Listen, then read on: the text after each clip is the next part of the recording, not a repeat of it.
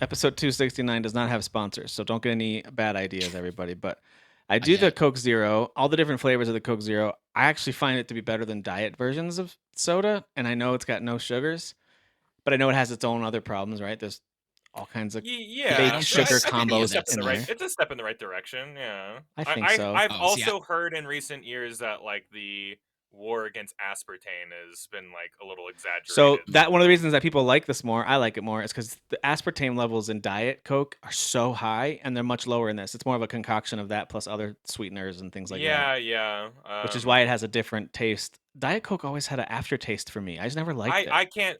Aspartame is all I don't know that's not literally what yeah, I'm tasting, but like it's the whenever something's grainy. There's diet, I something, only taste the diet. Like right? my It, autistic it's that tongue grainy just texture, right? zones I'm right in convinced that the on. zero version of these things, the zero sugar, Pepsi has their own line of zero sugar versions. I think they're pretty good, but it could also Yeah. be an element of it could be like the mental Uh piece of like, oh yeah, it's different. I've drank a zero sugar root beer before, and like the root, like How was it? there's that sarsaparilla, like that rooty like bite taste or whatever covers up whatever like I feel. So I feel like it Okay, tastes the closest to like its original like drink. it's close. Okay. It's close, Mm. yeah. Even though I think all the sugarless are pretty close, they do a good job replicating I mean, when it comes down to the it, proximity like of a flavor. good fountain drink where they have the O2 levels full and the syrup boxes are actually like reloaded and full. That to me is still the best soda when it's fresh out of the fountain drink if Oh, it's fountain. I mean, maintained that's why they correctly. call them fountain drinks. You know, like they're just that's where they're supposed to come from. You know, and it is So perfect. good. Yeah. And it's Yeah, and of different course there's because you plenty of can times when dial it's in not done well. too much or too little syrup. Yeah, like but like Yes. boy, when they hit Yeah. that Goldilocks zone, it's something. Goldilocks. That cold, yeah. Yeah. That Just right. Mm-hmm. that ground zero, so to speak, of where soda is The at ground zero of soda. at Yeah, its peak, it's the real at its peak 9/11 of perfection. soda. You know. Right. Yeah. All right. Well, this is episode 269. Those are the drinks we're having. I know you guys were all curious as you listen, especially. You couldn't wait to hear about what we're drinking, for sure. But we have a lot of video gaming to talk about. I think it's fair to Mm. say we mostly want to chat about two games tonight in this episode. So if you're tuning in and the thumbnail and title and description hasn't convinced you yet, most of our discussion is going to be around Clair Obscur, Expedition Days gone. 33, No. and Elden Ring. No, I'm just kidding. Elder Scrolls Oblivion. And if So one of these that's games If don't Elden speak to Ring you, out. you're go play one. I don't know. I don't go want to call play. you a Yeah, bad person, but like yeah, maybe look at yeah. yourself in the mirror for a little bit. I don't I mean, know. we've got a few it's a much smaller list than usual. I Just a already do few that. little games that are fun to highlight. We'll do like a quick little like sizzle reel of a couple of games, but mostly we're going to be talking about those two. So just buckle up. And if you're playing those currently, hopefully you enjoy our conversation about it. I don't know about you, but I like to hear people gush about a game that I'm currently playing. Sometimes even while I'm playing it, I'm like, yeah, I'm gonna listen to them talk about this game I'm loving while I play this game that I'm loving. So hopefully that is you. And if you're not playing these, I hope it maybe convinces you to go give them a try. If your name is Gaston and you're playing anything but these two games because you're trying to wait for Doom, dude, go get these games. Okay, at least one Yeah, of them.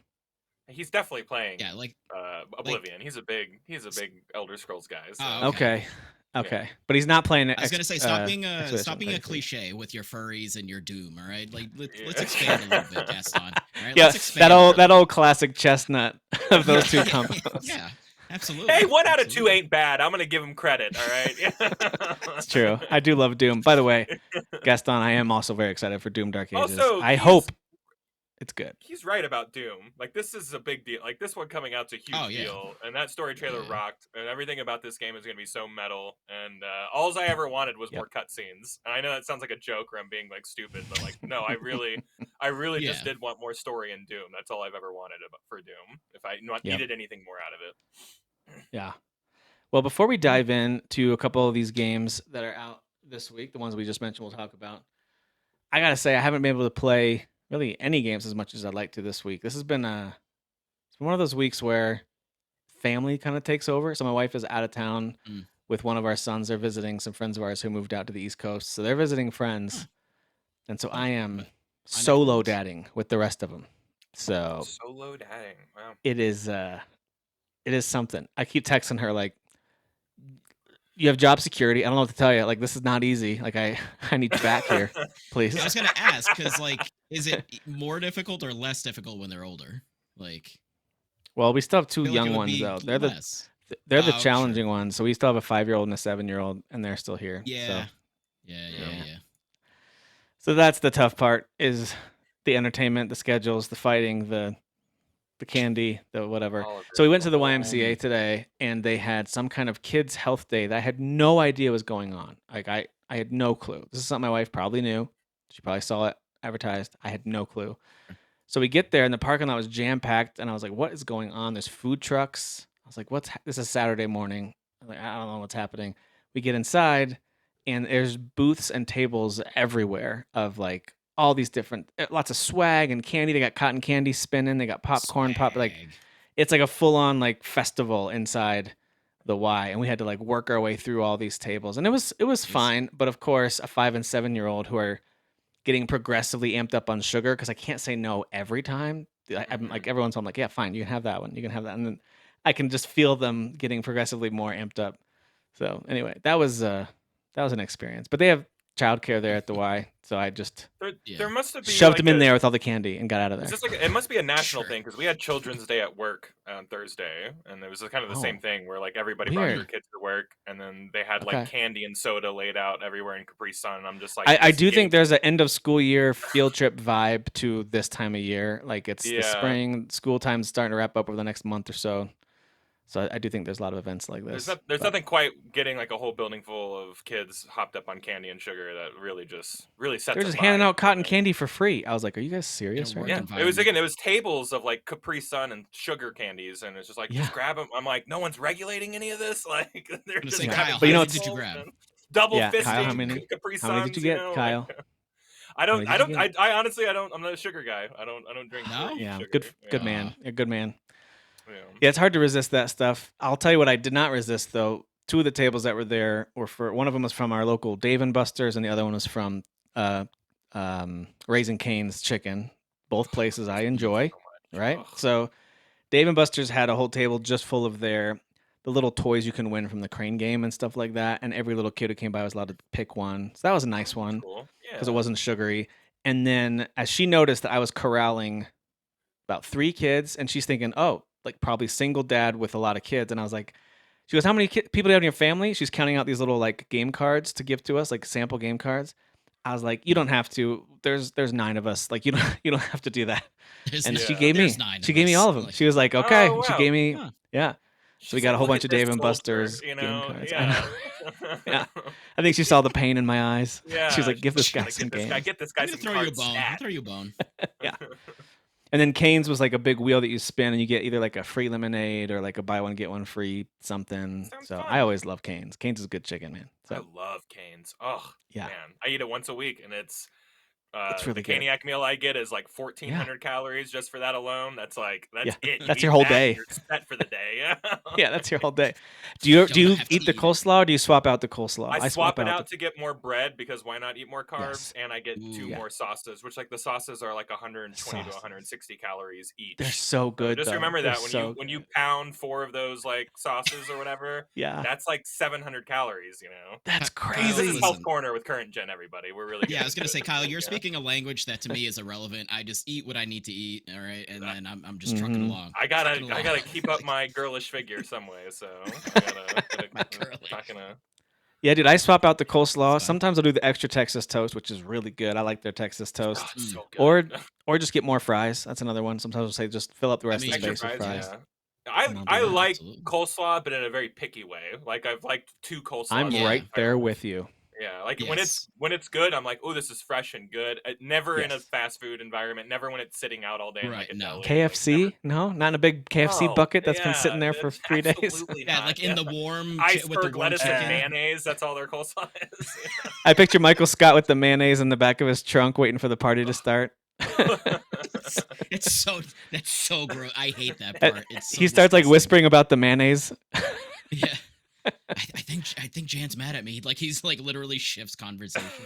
I think Jan's He's like, upset. I just picture it sitting in the back of the trunk all day. The mayonnaise. Just it's so gross. Uh, Anyway, all right. Well, thank you guys. That was a good health corner. Good job, everybody. Hopefully, everyone learned a little something. I know I did.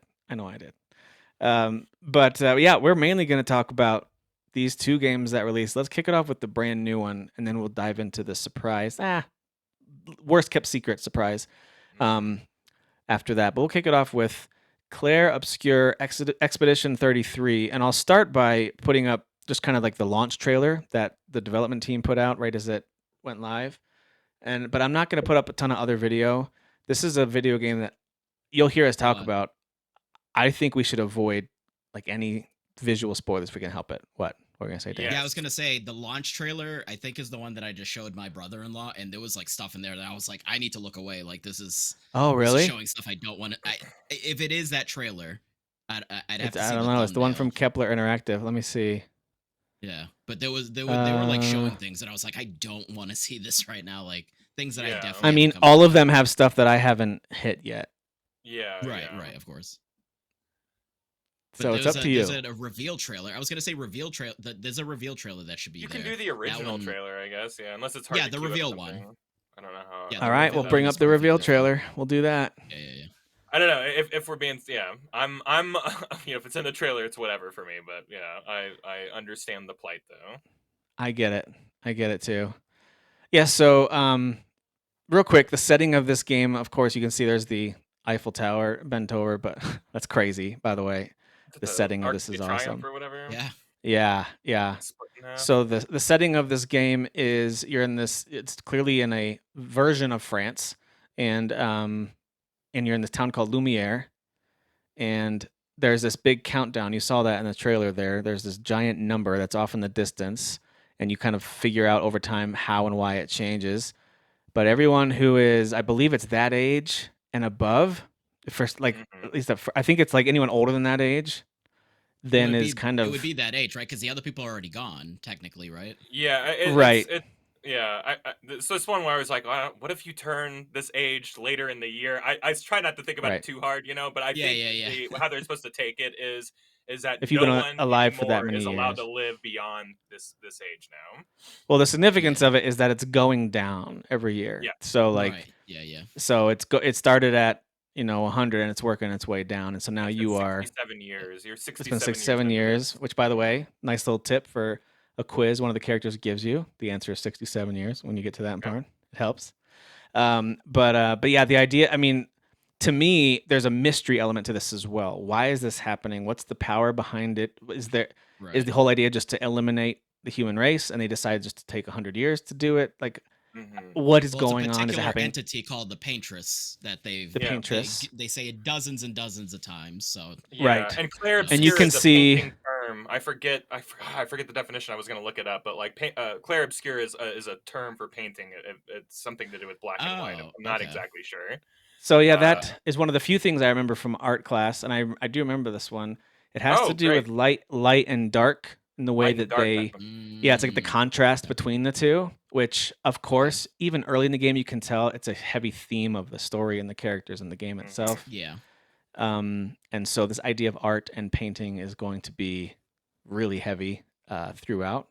But anyway, so that's kind of the open. So the intro, of course, has tragedy from the jump. You can tell something bad's happening. You're just not totally sure why. We as players are kind of learning the rules of the world. And so this whole prologue, you get to see there's this weird combination of celebration and mourning happening all at once.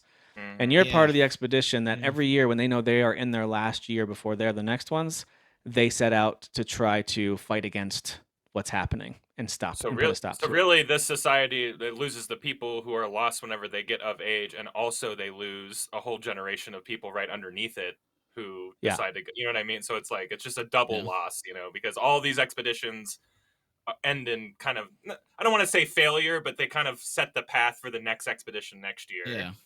Obviously if they had succeeded, they wouldn't be in the situation. So.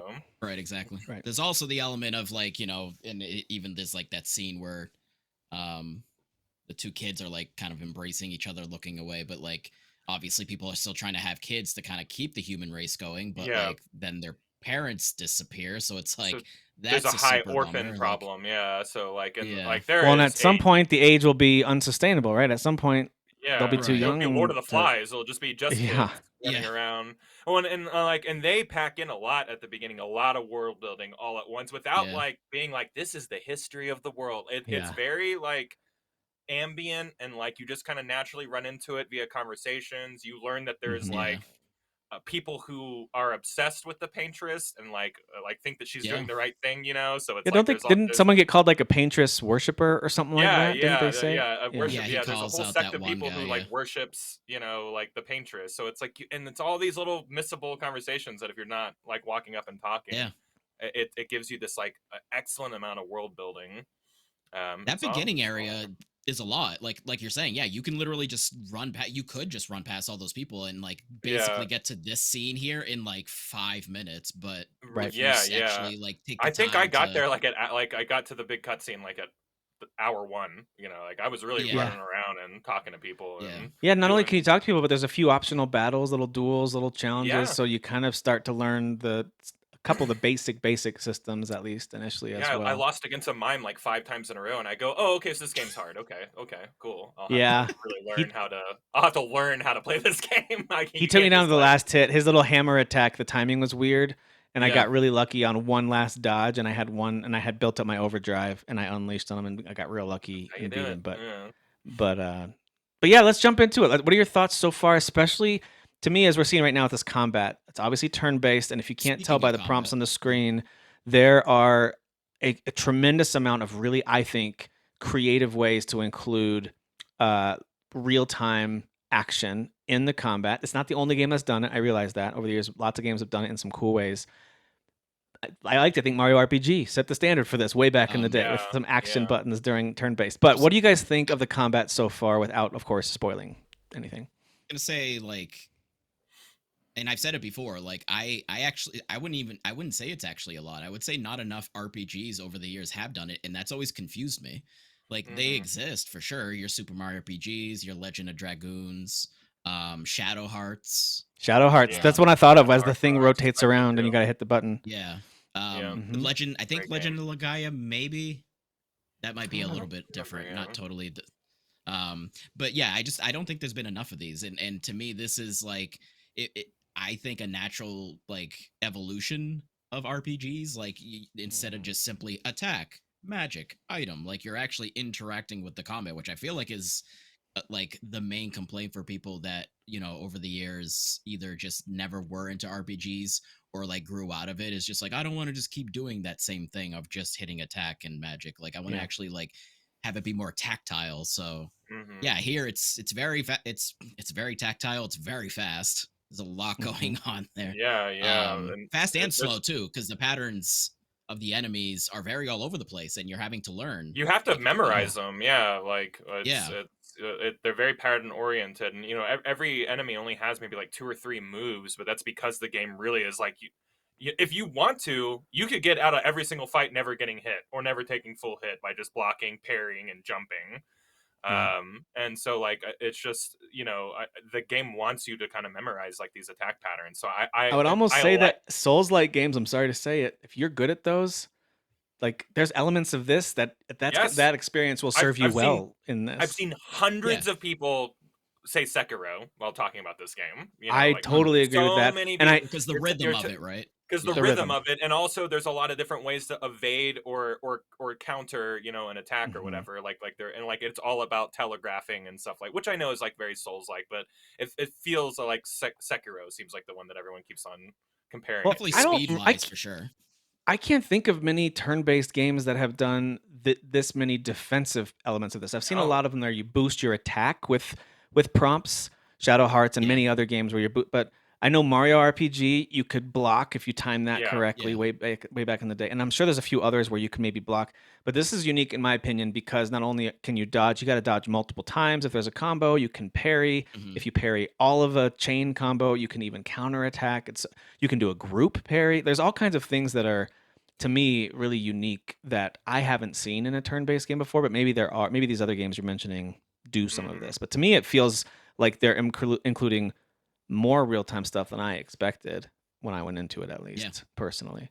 Makes it feel Yeah, like and alive and active. it's alive and Yeah. it's a lot sometimes, especially if you're fighting Yeah. an enemy you haven't seen yet and you're like, I don't know what to expect or whatever. And I walked into this fight and I didn't heal. Maybe I was out of, speaking of like Souls games, like you have a set amount of heals and a set amount of revives and stuff like that in between like That campfires, if you reset when you will. rest. That Yeah. reset when you rest, but also all the enemies come back when you rest or whatever. Yeah. Not calling this game a Souls like by any means, but there are No. those parallels of mechanics there. But it's the strategy element of knowing when to dodge, Yeah, knowing when yeah, to and roll.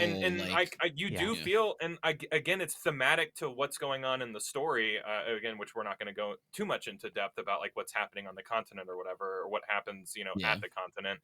But like I'm I'm paralyzed with fear a little bit, much like the characters are when I see a new enemy, because I'm like, these guys could knock me out in one hit, and like there's a little bit of a kind of a parallel fear going on there that you're sharing with your characters, because like you don't want to just walk into a fight and just get pelted, like you want to And you know can't just how to spam dodge dodge. Like them. your And character is really vulnerable right after Right. you yeah, dodge. So like you if got to you time come it. back out of that iframe, yeah, like they will pound you, man. Yeah, and or if Mhm. you when you dodge instead of jump, or parry instead of dodge, or it's just like Mhm. if you're not reading the moves properly, Yeah. like the game punishes you. So in But that again, sense, like it's almost kind of like the Arkham games where you got to watch the prompts, learn the prompts, and then pay attention to sure, them to know yeah, which response am I doing? Am I dodging? Am I countering? Am I blocking? he's got a Yeah, red because thing over his head. He's got a QTE blue thing. is an He's got a element. yellow. For sure. Yeah. Yeah, the QTE Yeah. element is definitely because when you get to the point of learning the jump thing, so because you have parry and dodge at first, and the main difference is you can counter if you parry But it's a little perfectly. harder. Timing's a little Perfectly, harder. yeah. It Oh, and is, yes, there's a yeah, nice sound design cue too when you hit that parry, yeah, just like this yeah, booming Yeah. bass, It's very that just comes yeah, satisfying. through. yeah. So satisfying, But yeah. the jumping is cool, because I don't think they had shown it in the trailers. I didn't know that there was going to be jumping too. So when they threw that, I was like, oh, that's Yeah, that really was cool. new to But if me. you time Mhm. that, you also hit Mhm. R2, which then you counter after jumping. So it's like there's that extra Oh, I element haven't done too of that. like you have to Okay, I guess I didn't pay Oh, attention to that. okay. Okay, cool. Yeah. That comes a Yeah. little So if later, you yeah. It's okay, the yeah, jumping, that is, yeah. yeah. So Well, that's I pretty just awesome. I love that. yeah, it's the layers are just really cool, and yeah, the enemies all have different with the patterns. It's like the different speeds, and like some of them like are quick, or some of them do that thing where they're winding up, and you're like, am I gonna go? Yeah, Like sometimes they feel it's like like they're you faking out a really little bit, yeah. yeah. So there's definitely there's not just like it's like a hit, and like Hmm. they slow it or speed it down. There's kind of like a inconsistency to like when they're doing the move sometimes to really throw you off, and you're having to learn and absorb that information. And yeah, it's really cool. It definitely makes fights be like, okay, I really need to, like, you can't not focus in any of these fights. Yeah. You have to like really Like be there's paying a moment in attention. all these types of RPGs or JRPGs that, like, okay, I'm gonna stop and I'm just gonna grind out this area, and it'll just be kind of this Mm, passive thing that I do while I listen to a podcast or something. And it's like sure. Mhm. kind of not for this one, like Yeah, no, no. unless you're just way over leveled for an area, which I just haven't experienced yet, being over leveled for an area, just because like this game is hard, and like I don't feel the need to be like, I think I'm gonna lock in here and like, I don't know, grind for a little bit. And if I have to, Mm, it's only just been like a couple runs back and forth between the campfires, if you will. Okay. And like it's just like, I don't know, like it's just, there's something about it that you have to be completely engaged in, even whenever you're familiar with an area or bad guys, because like you don't want to get chewed Mm. through health wise, or you don't want to be yeah. on the opposite end of like a 3 or 4 hit combo where they knock out one of your characters and you don't have enough, AP to like revive them or whatever. Because I get you accumulate AP by regularly attacking, dodging, Yep. and stuff like that. So it's like you just don't start a battle, ready to just like unleash on people. You kind of have to build up that stuff. And And in case this game someone makes you earn hasn't it. checked this out yet, there is an easy mode. I just don't know how easy it makes it. So I imagine Sure. it gives bigger parry and dodge windows. I would imagine maybe you take less Yeah, damage when you probably get hit. take I way less damage. imagine.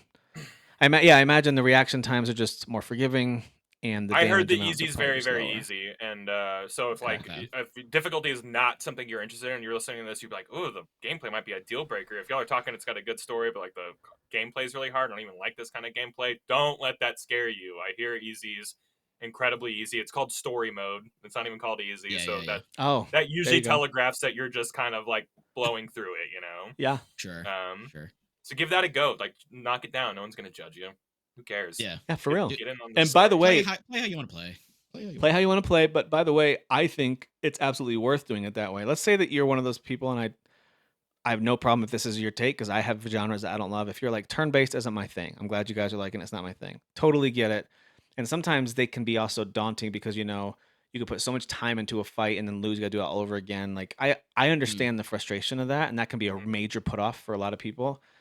The easy mode is story mode is absolutely worth considering because as we kind of kicked this off talking about the story and characters and lore they've set mm, up is incredible and it's absolutely worth Yeah. giving it a look.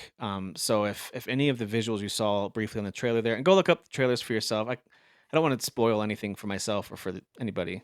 So I brought the trailer back down, but go check it out if it intrigues you at all, or our description of the setting intrigues you at all. Give it a shot. It is really really well made.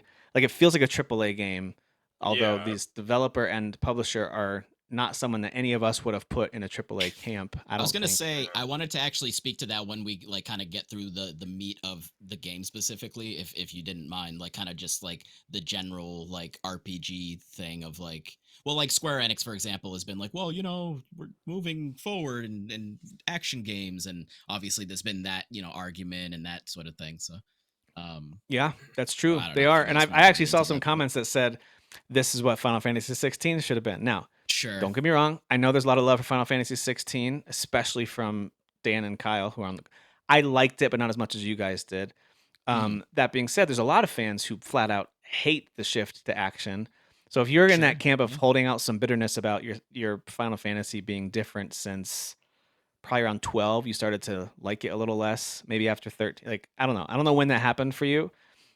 Yeah. This is a great return to that genre. If you're like, hey, I like Persona, but maybe the style and setting and the story just isn't for me. Like it's a little Well, too and weird also and all out the there. fluff, like what I wanted to speak on A lot that of too. fluff. Like, A yeah, lot of Persona's fluff. got a lot of like mechanical fluff, which like some people Sure. that's good eating. Some that's cotton candy Exactly. for some people. To This me, all to that me stuff that is stuff is gone. like watching it's like watching the fluff episodes of a really long anime series, and you're like, dude, I don't need all these extra episodes. Some people eat that up. They want all the they give me hours of the meaningless kind of goofy stuff.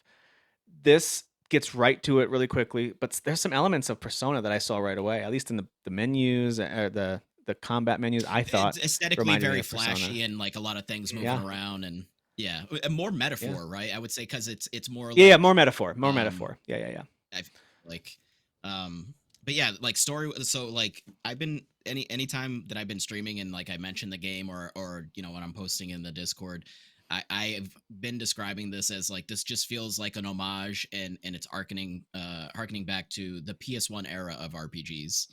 Mm. Um, just as far as like how it's like kind of approaching the game, like and even like that overworld map, which again I keep bringing that up The because I Oh just overworld suck yeah, map. at the no, I agree overworld with maps. that. Yeah, absolutely. Um, Like kind yeah, of but just linear, like but a little open to, and then yeah, overworld maps, and then kind of funnel back into. Yeah, yeah, yeah. No, that's yes, but absolutely. like Yeah.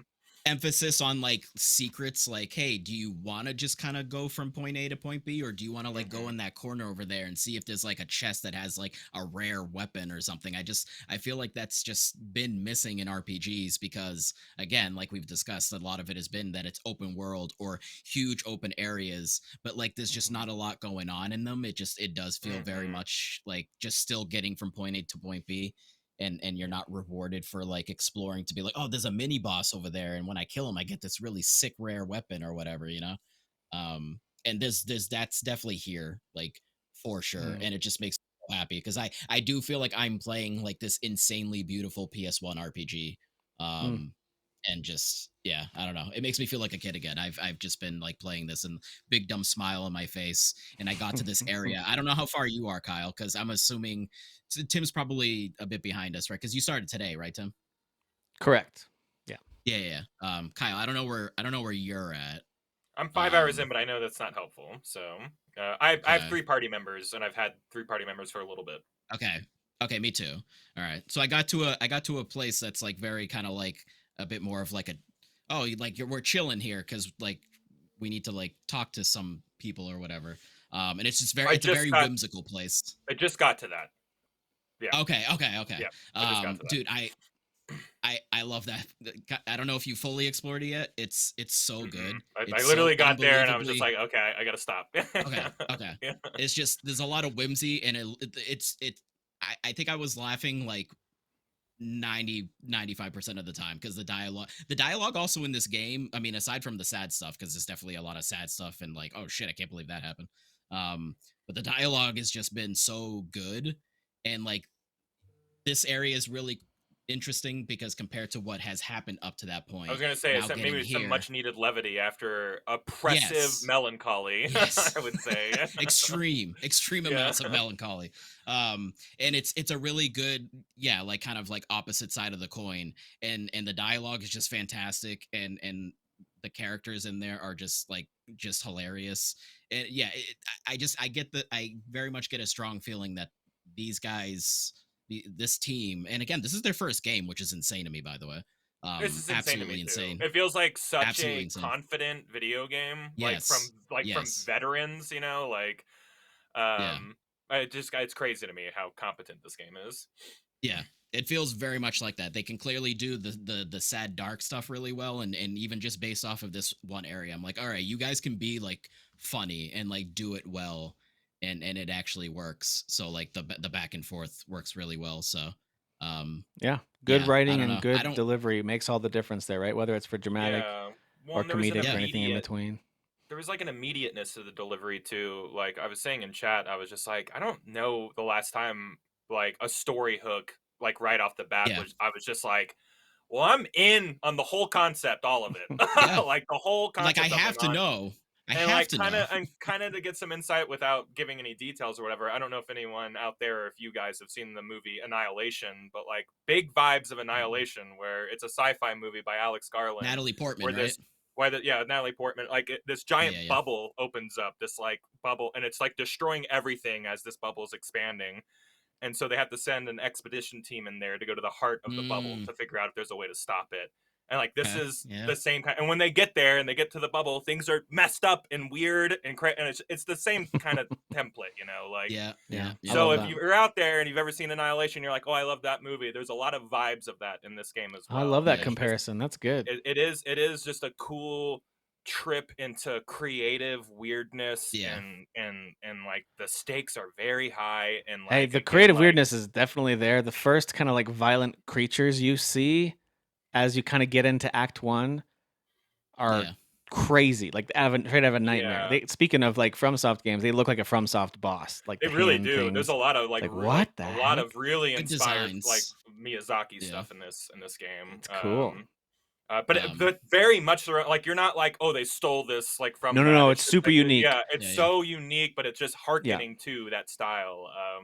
Because yeah. it's very this game can be so French sometimes, and then like I'll Oh, go an sure. hour and forget that it's a French, and then like I'll get an Right. item called like baguette, and like I'm like, oh, this game's really okay, I forgot. Ah, it's Yeah. French. Oh, here's a Like I sword. don't It's want a to go out of my baguette way sword. to be like this game is so French and everyone's like ho we like there's none of that. I Like it's mean, not it like opens with a shot of a limp leaning or Eiffel Tower rather. So I mean, It it's does. sure, pretty yeah, fresh. yeah, but everyone's talking in like a British accent, like no one's no Sure. one's like Frenching it up or anything like Until that, they say certain French words, then they kind of like hit the French Yeah, a little Sure. bit, mied. but They not say really. Mid. mied all the time. Yeah. Right, And that's right. that's about as French as they get, But it's so if you have a weird thing against French stuff, don't worry. This game's not like overly French, but like boy, they It, definitely injected a lot of their culture into this for sure. So Yeah. right as the game fired up, and I remember this from the trailer too. The main character, I remember being like, "Oh, that's cool. They got Robert Pattinson to do a character in a game because he doesn't just look like him; it is him." I'm they telling you, scanned like his face from that Batman is or something. absolutely Robert Pattinson. It looks like From the King, that Netflix movie, The King, where he yes, plays a French guy in yes, that movie. Yeah. dude. That's exactly him. But anyway, and it's so it's obviously the motion capture is by a totally different actor, and then Yeah. they have voice acting from Charlie Cox of Daredevil fame Mm. and other stuff too. Mhm. But I recognized his voice right away. I was like, "That's the dude from Daredevil and Stardust." Which, by the way, I Stardust was is a gonna great game. say, so go watch Stardust, where he talks in So his good. regular English accent, which is what he's using in this, and like that's a Mm. good like fantasy parallel to this as well. Is that Yes. he was Yeah. he likes him Yeah. some fantasy. Yeah. Stardust is, by the way, Fantastic movie. great movie. Like, fantastic adventure movie. yeah. It's one of those things where like young kids can enjoy it too. You know, like it's Oh yeah, we've watched it as a That family, sounds and it familiar. also has a role for Robert De Niro you never thought he'd ever play. Go watch it. It's really good. the greatest Oh, that acting he's ever movie. done in his Yes. whole career. I'm Ricky telling you, like Gervais has a funny little role Ricky in Gervais it. Michelle is Yeah. in this? Pfeiffer kills it in this Michelle movie. Pfeiffer crushes it. And then of course Mark Strong is a fantastic Septimus, like he's the Oh, main absolutely. prince, And brilliant. Claire Danes is great. Like Yep. you just She's you wonderful. want to save her I so kind of bad. forgot about this movie. And it's got a young Oh, it's Henry so good. Cavill in a small role.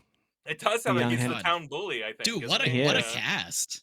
Holy Yeah. crap. Dude, Yeah. it's a great. I'm telling you, like this movie got slept It's a on. fun It's swashbuckling fantastic. adventure, like magical Yeah. adventure to watch with It's good. family Yeah, or witches and fantasy date and night. It's good magic date and night. knights and sky pirates yeah. and it's got everything, man. Yeah. It's got everything It's you could good ever want. stuff.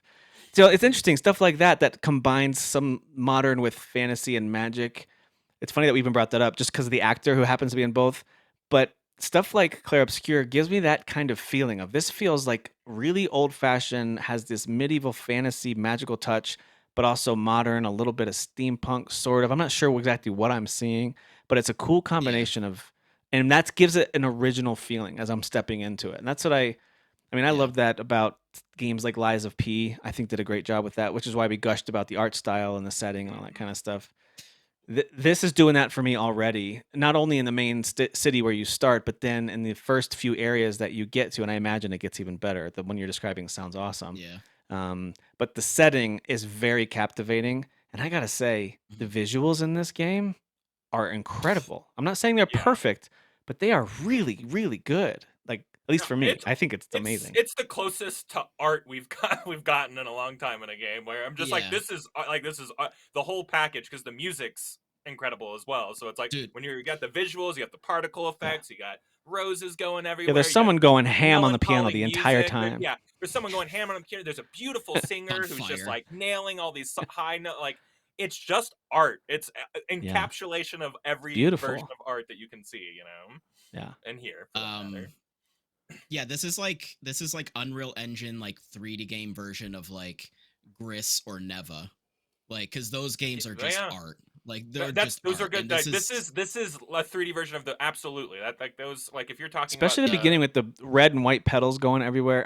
yes. I kept going, what is this? Like I was expecting some like turn-based RPG thing. I don't know why I thought it'd be like isometric or old looking or not. I don't know. I didn't expect to be No. blown away by the visuals Yeah. as I am. Yeah. I knew the like Kyle said, cutscenes would look good, but I didn't know the game Right. would be this good looking. And we haven't even mentioned the music because Kyle, you said music, and I was like, oh yeah, the music. Oh my god, dude, It's the music like- is unbelievable. It's kind of neary sometimes. It's kind of like it just has this like it just kind of has like a lot of instruments going on, and then like a beautiful, like I said, singer will come in. Like there's elements of near to it, but there's just calling it that is so it's not enough. Like because it's doing its own thing, you know. And it is funny. I said it's not too French. Every once in a while, when you fight a mime, like like there's that French, you know, It's pretty like, you know what French. I'm talking about? There's like a French sound. Then it The French Frenches it battle up. song. Then that it Frenches comes it in. up. It Frenches it up. Yeah. Oh, It oui, Frenches oui.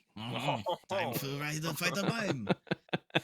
But yeah, near is a good call because yeah, I it think has so, that too. kind of like that like female choir or like kind of like Mhm. operatic stuff going on, like with a lot of like orchestra and like the piano and all that, like and very Yeah. very epic. But Well- then like you know when you're in certain areas, it's very somber. You know, like There's the yeah. battle music changes for every area too, and like Yeah, I'm telling, yeah, I just have yet to hear a song that I've heard too many times and that I haven't Right. liked. Right. Yeah. Like I've Not- moved not as- on from an area and I've even been like, oh, I missed that song in the last area I was Right. just in. Like like this Even is- with the this is same one- area Yeah. so the area before that place that I was mentioning, Kyle, where which there's I want to kind of, talk like, about so field of- bad, but I don't want to. Like you just need to Yeah. see it. I don't like, want to the even describe music- it. Yeah. the music in that area for most of it, like there was like a haunting, like a very sort of haunting element to Yeah. it that was just so beautiful. And then like you get to this certain, then you get toward the end of it, and actually the music changes. And I was like, oh Yeah. man, like I do love this. Like this is still excellent, but like that Yeah. song in the first like half or whatever, I was like, dude, like goddamn, like I kind of It's missed not that one just now. music Like, playing, it's there to set the mood for the area you're in or the story moment you're Yeah. having or the battle that you're doing. Like it's just it's more than just having music in a video game. Like it's serving such a Yes. higher purpose. Yeah. again, this game's humming, man. It's just Yeah. all of its pieces are just humming, and it's been a very long time since I felt like this big about a game, like Mhm. where I'm just like, oh my god, because like new IPs have that extra special. Falling in love with a Yakuza game every year, guys, is super easy. Sure. I know what I'm getting. It's pizza, Sure. like I get it, Yeah. but Yeah. like Yeah.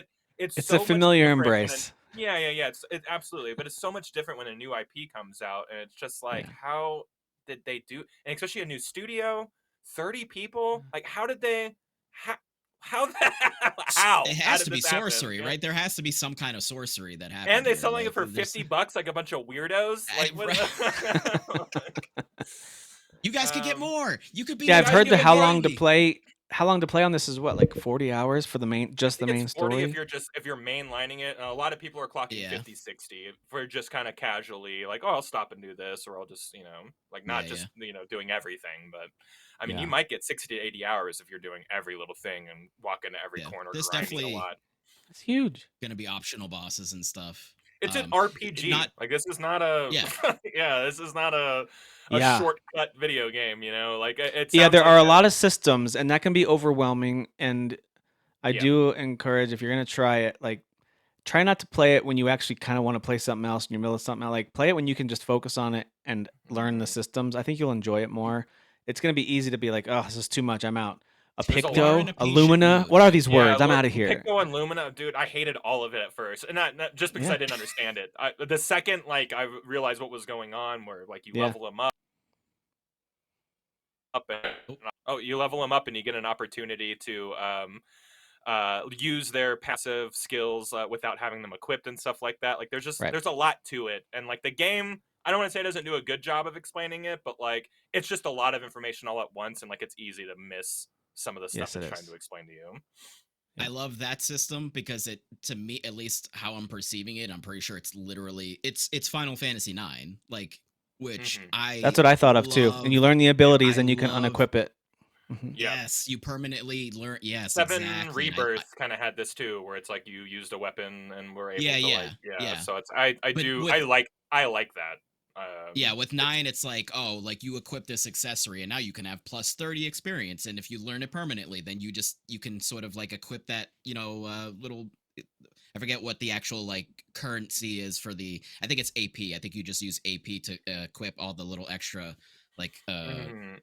like HP plus or like attack, flying creatures, or you can Yep. damage flying creatures more and stuff like that. And if But yeah, one like this is character unlocks the ability for a Picto or yeah, whatever, your whole party gets it. So it's like everything just feels good. Like as yeah. complicated as things feel, like it's intuitive as well, and it just works. As Todd Howard would say. So It just um, works. it does. Yeah, it might seem a little In this difficult at case, first, yeah. but because it is kind Yeah. of Yeah, it's unique too. So you have maybe a couple frame of references, but like it's not just copy and pasting what one game did. It's Right. definitely borrowing from a lot of stuff and mixing it in such a unique, crazy way that makes it super engaging. yeah. Mhm. I know you were mentioning how yeah, and of course this is a new IP. But yeah, this is giving me the feeling that I felt when I was playing through and finished Octopath Traveler 2. I know that's the second one, but to me, just for me, that is the superior one. And like that game, that RPG is now like one of my favorite RPGs of all time. I think it's one of the Mm. best RPGs in the last decade, and I It's I really feel good. very strongly, even though this game I'm only like 4 or 5 hours in, I'm like, I kind of feel like this is going to be that. It's going to be one of those, like, this is one of the best RPGs in the last decade. So like, I'm just Hmm. so happy that this exists because The yeah, it's reviews just are so good. reflecting that, I think, Dan. Both the critic and user reviews are just out of this world for that. So I want to talk about that in a second. But if you wanted to make any other ties to your old buddies over at Square, you had mentioned something about Uh, that. Was my old buddies. yeah. Yeah, because they've like basically said, and it's not like they're wrong or like not allowed to feel this way. They're the developers. They make what they want to make, and obviously there's Right. there's going to be a level of cynicism or like kind of not believing because like, oh no, you're just following trends or whatever. And you know what, maybe Hmm. they are, or maybe it's kind of half that, half them just legitimately wanting to make more action oriented games. Yeah. But they have said that, like, yeah, like RPGs aren't really what they used to be, so we kind of like want to expand and kind of go in this direction and that direction, which the series is also known for. That I don't know why fans of this of Final Fantasy forget that Final Fantasy's always been a series of experimenting, trying different Hmm. things, especially with their combat systems. um so again, it's okay for them to do action, but I will say, Square, you are wrong. RPGs are still excellent. You can still improve and innovate and do new interesting things. So I really hope that I hope that they're seeing this game and the reception that it's getting, and they're like, maybe we're wrong, maybe we're kind of wrong there, maybe we go, double back and kind of start I think leaning into that classically a bit. Square Enix loves to dump such a high budget into their games, Mm. and like like an insane amount of money like into Oh, these sure. games, Yeah. way bigger Yeah. than they need to be. Because if you look at this game, which again is made by 30 people who probably didn't have a lot of production money, who, like it's just, this looks as good as Final Fantasy 16 to me. Like maybe the bells and whistles, it's running a little better when the Mm. cutscenes are like really humming over there at Final Fantasy Land or whatever. But like if I had to sacrifice a little of that budget just so it looked like Clair Obscura, I Mm. would, and I think your games would sell better. And like whenever you sell 8 million copies, it won't be a failure. They'll be like, you'll be Right. Sure. celebrated because you made your budget back. Yeah. So I think that like it goes beyond just creativity. I think they're just running kind of a bad ship over there at Square Enix right now in terms of Mm. like ballooning budgets and stuff like that. If their sales aren't meeting expectations, and again, like look at something like this, which like is considered a budget video game but has no budget look at all. Yeah. It looks AAA, like we were saying. Like, and it's just like, this looks fine to me. We can make your games look just like this and like not have to spend the extra millions that they're doing over there for whatever reason. Sometimes I don't see the money in the game over Yeah. there. I will say, if I'm like, say, comparing 16 specifically to this, like, I mean, this is more of like a nitpick, me just trying to find something. I will say that the characters that Hmm. your party that you're running around in Expedition 33, they're a little stiff. I think they animate, like when they're jumping around or moving, they can look a little stiff compared to like 16. But that's literally me trying to like dig for like something. Right, but I would take that The bottom stiffness line. if it Right, meant, that's what I mean. Like yeah, that yeah. it doesn't actually matter at the end of the day. Like, as long as the combat system is excellent, the story is excellent, the characters are excellent, like that's what Yeah. matters. So yeah, 100%. And I they could mean, still pump a little bit of their budget into there. It wouldn't have to be like, oh, we got to scale this back like so much, of our mm, budget. But companies are spending too much money making games, way too much money. true. Very true. Yeah, not every single line of the face or particle of the eye or smirk of the mouth needs to Mm. be perfect and so I Mm. think some companies spend too much time trying to make it so realistic they miss kind of what Kyle was describing earlier, the opportunity to make it truly art. Like, we understand what you're Mm. representing. You don't have to make it look like I'm looking at a real photo. It's kind of Yeah. cool and impressive at times if you do, but there's the uncanny valley thing that's going to distract and pull you right out of the game. Nothing in this game has distracted me because it Right. doesn't look Right. realistic enough. I feel like I'm watching some crazy animated painting come to life Yeah. with faces that still look human and I can like empathize with, but in the same way that it would in a really high quality like animated film or Yeah, I something. don't So think I'm like, Right. missing anything. Yeah. no, Right. no. Right. That Well, that being said, you guys saw in the trailer, like some of the characters. I mean, it really does have they have realistic expressions. They do a really good job Yeah. with a lot of that. It's not perfect, but I don't really need it to be. When a game's trying to be perfect, then I can be like, well, they're trying to, and it's kind of weird because it's not quite right, and so it's just yeah. distracting. Well, and for Square, like, and I might be wrong on this too, but like they are kind of known as being the technical showcase video game. Like Yeah, not Yeah. Square, but Final Yeah. Fantasy. It's like that. So I yeah, think they have to chase this idea that like we're about to put out the best looking game on hardware on the market right now. Right. We're Right. king of cutscenes, baby. And like I think they're chasing that, and I think their idea of chasing that is kind of throwing money at stuff again. And I just don't think that like, I don't know if anyone cares. Like no one's buying these games in the way that they want them to. So I don't know if being the big technical showcase is like the award winning or the sales winning method anymore. Yeah. Again, like when I'm looking at this game and its cutscenes, at no point am I going, boy, I wish it looked like Final Fantasy. You know, boy, I So, wish oh, there was a same. little more Yeah. money. I wish there was a little more money to make this look better. Like I'm not even thinking that. Like it's just it's so Yeah. captivating and so beautiful on whatever budget that they had that like I just don't for I just it's they're comparable to me in every sense of the word, you know. And again, I think there's more Yeah. chances being taken with this like this small little 60-hour huge budget looking video game that seemingly was you know, like they hit 500,000 players or whatever, and Yep. like that was It's a huge sales. milestone for them. So like Yeah. we're ahead of Yeah. you know, we're ahead of where we want to be milestone wise, sales wise or whatever. So like their projections are not we got to sell 10 million to make this profitable, baby. Like they're probably already making money, you know, off of like Yeah. this first week. I'm hoping. I don't know. I haven't seen what the budget was, so but Yeah. again, they're ahead of schedule in terms of sales. So Yeah. Yeah, the bottom line is this is making an argument for, again, RPGs are thriving and they're perfectly fine, and there is still room for the innovation. So why Mm. again, to just repeat, like I'm fine with Final Fantasy being like, yeah, let's go a little action this time. I think that's fine, but I just don't want them to dismiss this entire genre that yeah, literally is what the series has been for the most part. You know well, what and I it's mean? So I guess it's easy Yeah. for them to be like, we don't want to occupy this JRPG market anymore, as like Persona's been like pounding them for the last like decade. So you know, like it's sure. just, it's you know, like it's one of those things where I think you're right. Like they may have taken the wrong, not that they're taking the wrong lessons. I agree. Maybe they do genuinely want to make action games or whatever. Yeah. But I think that when they say stuff like RPGs are dead or they're not viable, I just that's not true at all Yeah, it's because not true. there's Yeah. plenty of RPGs out there doing very very very Yeah. well without needing to sell 15 million units or whatever. You know, they're doing perfectly Yeah. fine. So Exactly. If it's not working for them, it's because you're doing something wrong in the back end.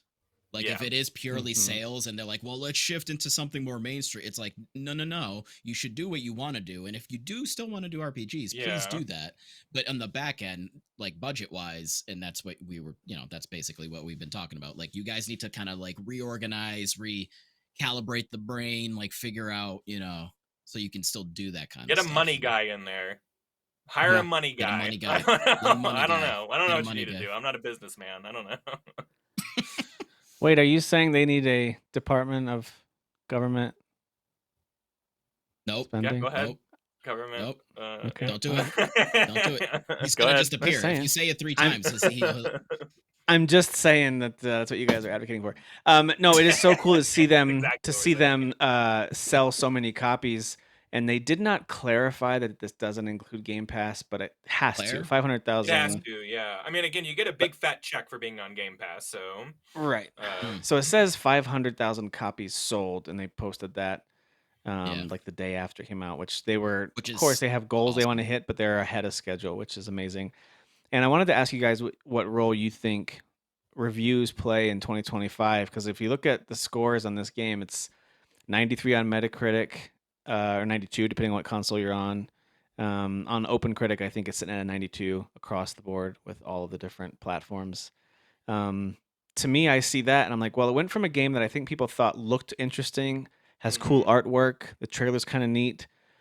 Maybe I'll check it out. Like that's how yeah. most of us are probably looking at this game, with a handful of And like people, Dan maybe only included, who people are who like, watch I was gonna say maybe only people who watch like Games of Summer or the Game Awards even knew this game yes, existed too, you know? So it exactly, feels like an right. insider video game. Like Sam That's from down right. the street that plays Madden every year doesn't know this game exists, you know? Exactly. Um, But then now that you see it on, hey, what's the best of 2025 so far? Oh, this one's at the top. What's this one? I still think the aggregate review scores, especially, and maybe on individual sites as well, depending on, I don't know if there's that many people who are hardcore about one site anymore. I think that part of reviewing has gone away. I don't think, in my opinion, this is just my take. I don't think a lot of people are like, this is the one review site that I care about and I will follow their Mm, review scores. I think a lot of people are more like the way we think about it, where it's, there's some I trust more than others, but I like an aggregate. I like to see the general consensus around a game, but I could be wrong. But with it being so high, I think Split Fiction benefited from this as well. I do. I think that the mm, people were already, they loved It Takes Two. They were interested in a co-op game, but then boom, it comes out to like 90s and like, holy crap, I have to mhm. play this. Like what, how good is this? And so I still mm. think reviews can help to Yeah. drive a game's success. Personally, what do you guys Yeah. think? Yeah, devil's advocate. I agree with you, but just to play devil's advocate, good reviews didn't get Final Fantasy VII Rebirth or Rebirth into sales milestones. I'd still say that that game sold millions of copies, so it should have been a success. But Mhm. Yeah. it didn't get to sales milestones. So, Is but I that do Well, that was Square's also fault though? tricky. Because yes, they it's set That Square's was weird fault. tricky milestones. because 1,000% it's Square's fault. Yeah. But I mean, if you It is their set the fault. distance too far to reach, then it's like, Yes. okay, they fell short. Well, But it's not even necessarily just the milestone. It's just that it was only on PS5. If Yeah, it also again, was bad on business PC out the decision. gate Yeah. and Xbox, which honestly, like for me, like as a Final Fantasy fan, I don't care what system it's on. I think it should be on everything. Put your games on everything so you make more money and you stop And Square bitching knows that about not now, making enough money. so Yeah. they did it'll learn be on that Switch lesson. too. Well, at least the first one will be on Yeah. Switch too, baby. Yeah, Yeah, and you know, you exactly. better believe Final Fantasy 17 is going to be on everything. You know, probably day Yeah, and date. gotta be. You know, no one's gonna.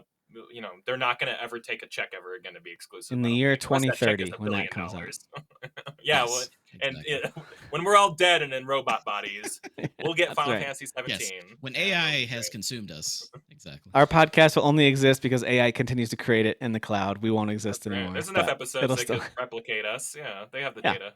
for sure. Yeah, what is that DOOZY podcast that you guys listen to with the AI Yeah. on there? Uh, That's what our podcast is going to be. It's just going to Over, be by the way. That podcast just DOOZY's ended so unceremoniously. It's just DOOZY's gone. sentient now. He's in all Yeah. of us. So That was what the point total was. yeah. But you know, I'm thrilled that this company. I hadn't heard of Sandfall Interactive before. I don't know if they've made anything before They're this. new. Had they? No, this is Yeah, this is nope, it. this is their first game. This is their This is first their game. debut game. Yeah. Oh my gosh! I did hear that. I don't know how many or if all of them ex Ubisoft employees. So they're not totally just out of nowhere people. They do Yeah. have some talent working in the industry. Sure. What the hell were these You can guys doing tell. at Ubisoft all this time? Yeah, that's what I'm like. that's Where what was I this creativity ever at Ubisoft? Dude, I think you see it come out in some of Ubisoft's games. The problem is you just don't see it in the corporate stuff that Ubisoft does. They did or so the core junky with mechanics of a corporate game stuff. either. Like it's just like back end stuff. You know. Yeah.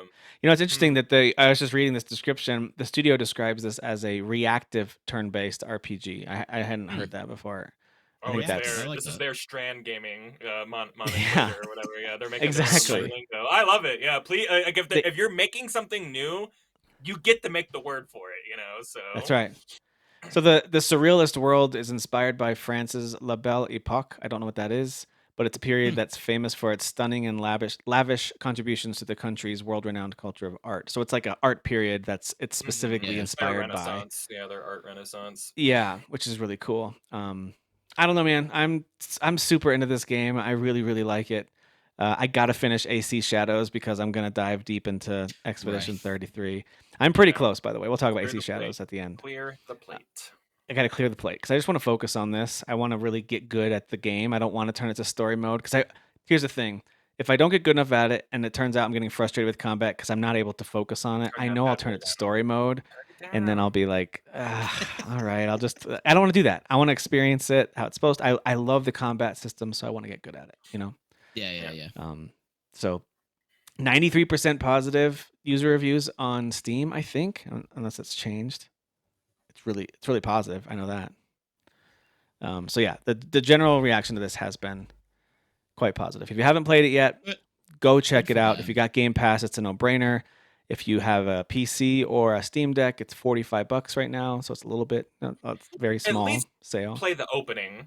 You know, like Yes. turn it on, play an hour, Yes. play 2 hours, and then turn it off and never play it again. That's right. Like you're gonna get a nice like story and go, oh, that's really memorable what I just saw. Honestly, and you can never play it again. Even if you do that through the prologue till it says Act 1, that kind of has like that, and that sets you off into the journey. Even if you just played to that point, you could spend an hour and a half, maybe if you just take your time. That's how long it would take you. You don't have to do all the little fights. You can kind of skip most of that and just see it's almost like watching an episode of Black Mirror or something. Some crazy like, what kind of world is this? What are the rules? This is yeah, exactly. Yeah. So highly recommend this game across the board. I just think everyone should try it. It's really, really good. So RPGs are great. They're pretty good. Yeah, they are. I'm glad to see this variation of RPGs return to form too. It has gone very action centric. A lot of tactics RPGs out there too. There's a lot of those, so it's kind of cool to see a straight up turn-based game that's not made by Atlas that's this good. Yeah, You know what I I mean? think Right. absolutely. Yeah, thank you Yeah. for not having like I love Atlas games, but like they're the only ones doing this right now, and Yeah. At least we needed some consistently, right? we needed someone else On to that come in and be scale, like, yeah. no. Well, and Mhm. like and they're French. They're not even Japanese, and they're doing it better Yeah. than Right. like a lot of Right. Japanese developers. So it's Yeah. what a I love will letter, say man. this before we move on to our next game.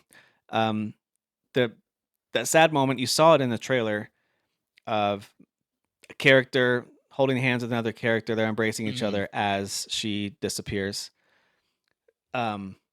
That moment hits. It's it's really well Yeah, done. It's like I it's likened really it to powerful. I likened it to Up, like where it's like you get a Yeah, quick little story.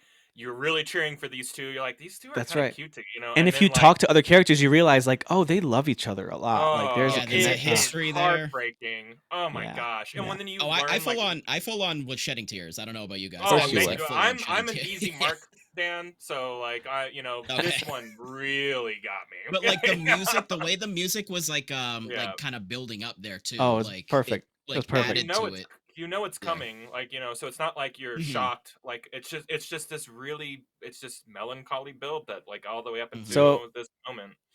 as a little shout out to a Tim game from 2024, that moment hit in a very similar way, very different moments, but really well done in the same way as certain parts of Banishers. I won't say exactly I where. was waiting for that. I was like, Tim's gonna say Mhm. Banish. I'm not kidding. Like it's the same. Like and the difference there is you're Yeah. playing as both characters and you get to know them over Yeah. hours, and then you Mhm. have to experience that type of thing. Well, you don't have to. You can experience that type of thing. It's something else. So I love when games do this. They make characters you care about, and they Yeah. do a really good job communicating the emotion and the heaviness of the moment. And I thought they Right. did a brilliant job in this one to Yeah. spin you up that quickly on who these characters are and make you Right. care. You know they did something right. So Right. Yeah. Right. there's plenty of games that have tragic openings. I'm like, I don't care. I don't know who these people are. I don't Yeah, like right, right. There again, there's an yeah, immediacy of like of connectivity in this game that's right. where Yeah. you're just kind of bought in, and everyone I've talked to has experienced this. I don't know if I've talked to a single person who was like, I was unmoved. I didn't. Who cares? Even Derek's like, I'm not skipping cuts. I'm watching it, and I'm not skipping Yeah. cutscenes right Yeah. now. Like, even he's They're too in. good. He's in. He's Yeah. in. The biggest So skipper Yeah. that I know personally yeah, is not skipping. That says Yeah. something. When you Yeah. can get across a character and who they are like at their very like core within like that first hour or half hour or 20 minutes or whatever, and like it moves you in some way, like they know what they're doing. They know what they're doing. yeah. Yeah. Totally Totally agree. All right. Well, since we're kind of combining games we're talking about with some news, let's shift gears and talk about Elder Scrolls for Oblivion. And as part of that, I just want to, it's a really cool moment that they got to experience. They broke all Elder Scrolls Steam records with concurrent players with Oh, this remaster that came out. And that's including Skyrim and Elder Scrolls wow. Online. That's crazy. Like It's Yeah. insane. that's It's absolutely insane. Yeah. that's really crazy. So Especially as of Skyrim. right now, Yeah. it's looking like a huge hit. They've cleared 4 million players, and I think that does include Game Pass. I think because they said we're grateful to have over 4 million of you that have ventured into Mm. this Yeah, game. usually So they say Steam if it's just Steam, so it sounds right, like everything. right. Still, that is incredibly impressive. Oblivion is out. It is here. It was one of the worst. I think it's fair to say worst kept secrets. Yeah. Don't you guys think in terms of like Well, everyone knew this was coming? it got leaked in like 2001 or 2003 or whenever the Activision buyout was going on, and then email got leaked, and like it was on that email, so like we knew You mean this wasn't like just like a 2023, right? Like not yeah 20, not yeah 2003. Okay, yeah okay, okay. yeah 2023, excuse me, yeah Yeah, or 2000 or 2021, somewhere around there when all yeah. that stuff was going Okay. on. So it's like we knew this was coming, but like we just didn't. No one would talk about it. They just Yeah. refused to talk about it.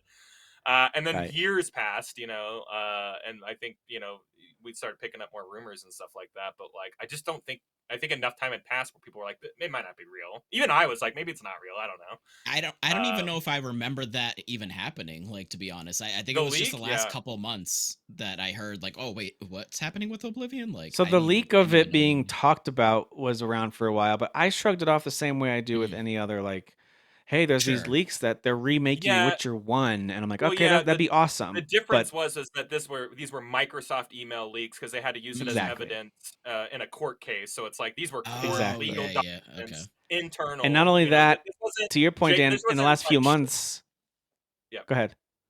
I was gonna say this isn't Jason Schreider or whatever over at Kotaku or wherever he's Oh, at now, Sure. going, "Hey, he's I'm at breaking Bloomberg. With the Yeah, scoop, I'm leaking, or baby." You whatever. know, like no, yeah. this was like an internal, leak. So like But it then it was, became even more that, Dan, to your point, where we started to see images and then video and then clips and Yeah. like Yeah. It's things like, oh, were okay. Well, like then this is yeah. content was leaking, and it's like, Yeah. this yeah, doesn't look like a mod. This looks like the real deal. yeah, And so it became, of course, one of the worst kept secrets. I feel like this happens with a lot of big studios. Ubisoft is notoriously one of the ones that everything gets leaked super yeah. early They're the worst. Yeah, for Ubisoft, but it happened to Bethesda with this one. We were already seeing seems like a lot before this was announced. But to their credit, they were able to I think in a very cool way put out an announcement that included a real I thought it was a really cool throwback to the game, the history of it, what people loved Yeah. about it.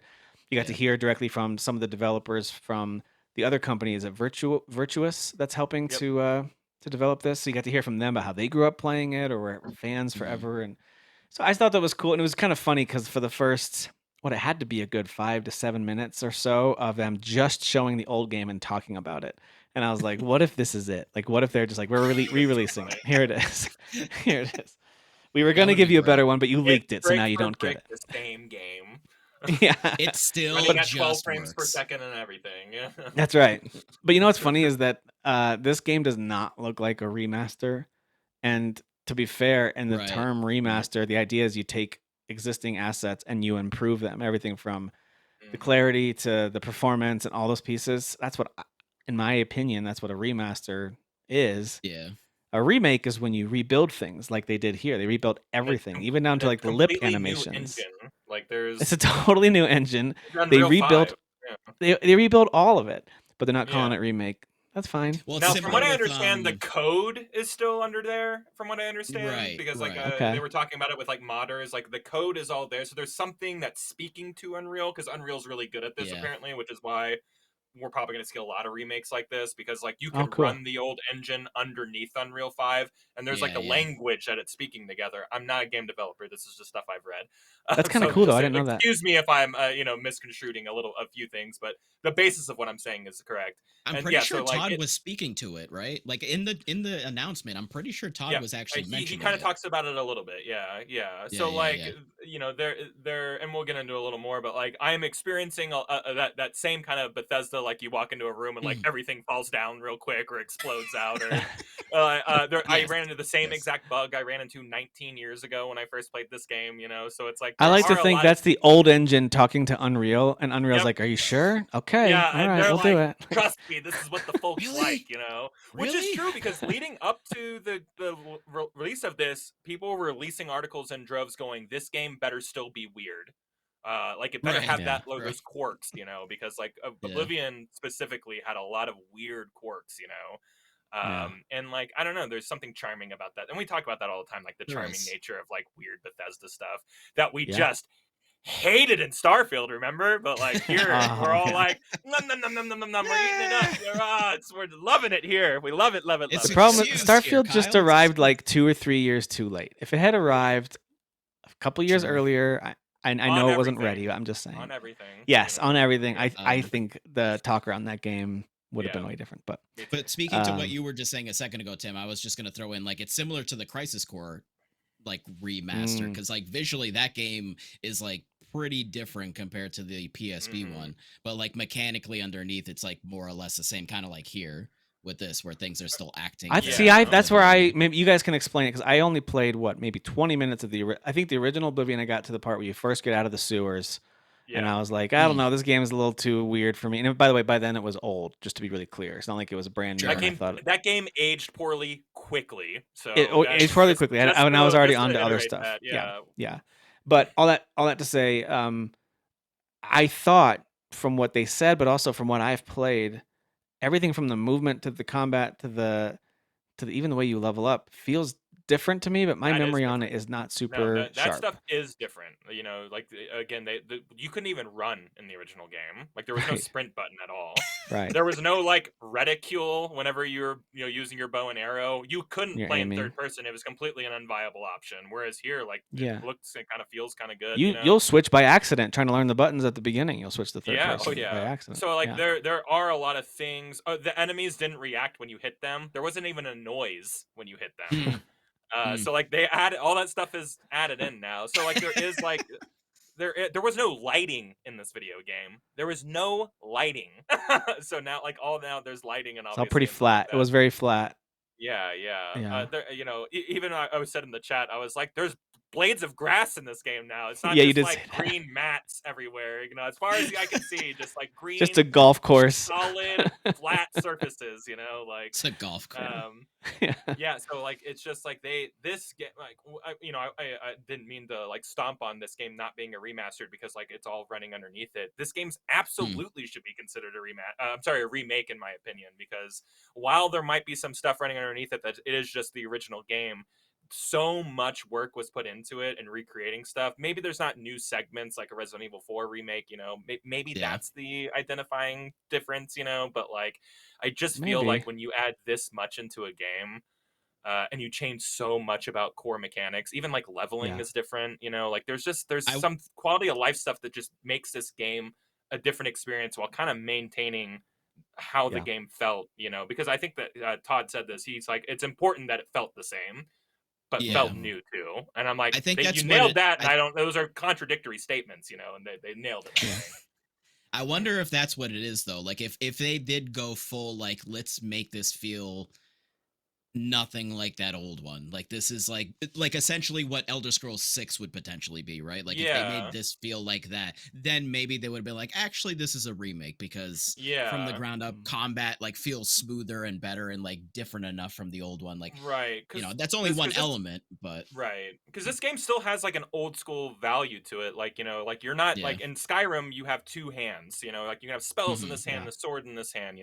And this one, it's like you have a sword in this hand, and spells are in this hand, and this hand's only for Yep. torches and shields. Like Yeah. so, it's like even so there is Yeah, they even didn't equipping move. does feel old school. I'm like, Yeah, there's not yeah, a even and the menu clear, good systems are equip screen updated, here. but it's still Yeah. archaic. Like Still Yeah. Yeah. it's archaic. just streamlined. It's just there's something nice that they've added to it. Like the compass is moved up to the top, and they've added a few more like identifiers of how far away you are from an object and stuff like that you're trying to get to.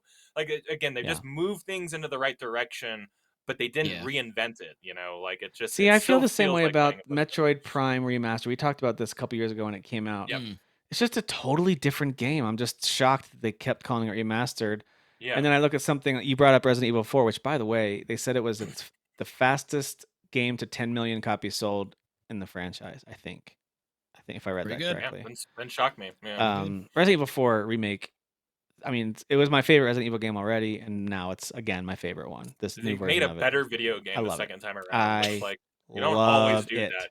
Sometimes you Yes. miss the Yeah. mark a little bit, So, but They my did. point is not about the quality of that game because to me that game is it's a 10 out of 10. I love that game, Yeah. but um, it's more about the definitions. There's clearly no objectivity in what's a remake and what's a remaster. In my Yeah. opinion, I think there's certain Sure. elements that they wanted. Like each company's like, well, if it's this, then it's going to be called this, and if we don't do that piece, then it's going to be called this. It's Yeah. got to be different because if you look what Capcom did with Resident Evil 4, there's so many core mechanics and elements that are still there from the original one. It's just improved in every way, and a lot of new pieces too, of course. But everything you're Yeah. describing from, hey, the old experience is still kind of the same.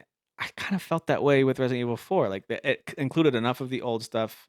Same with Metroid Prime Remastered. Enough of the old stuff was there. I knew what I was doing. The lock on was there. Like all those things. But it was just all Mhm. better.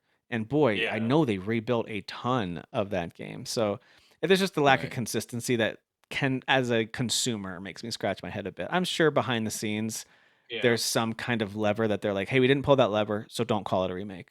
Okay, fair enough. It's probably related to the engine or something. Who knows?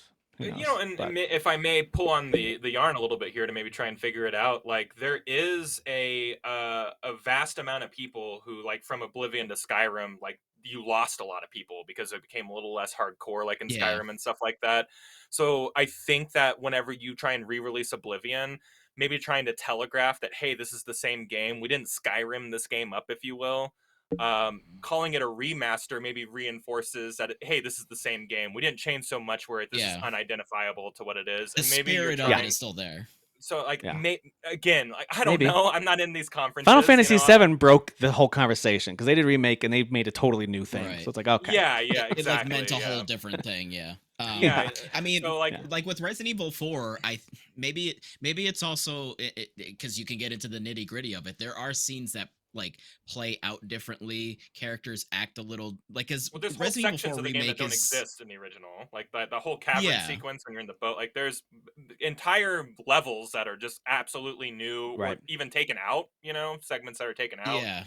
So it's like in a different way. Again, is that the difference? I agree with Tim. I I don't know know. if we have an objective like definition of these things anymore. I think that I think it just might because be that's true of branding thing, that's true of Metroid Prime Remastered. Unless I'm going crazy, there are elements and sections of that game that are new, and so it checks all the boxes you're describing for Resident Evil 4.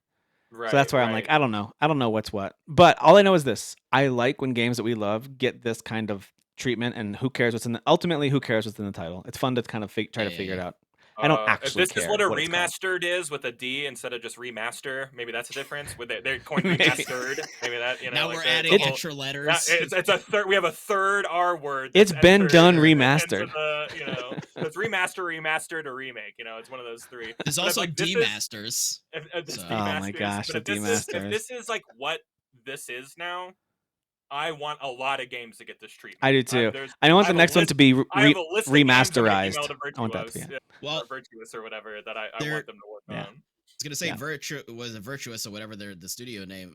I don't know if now this is just a rumor that's being thrown out there because this just came out, but Fallout 3 potentially. Not a rumor, Dan. That was on the leak list with this email. All those Kyle, years ago. don't I don't know.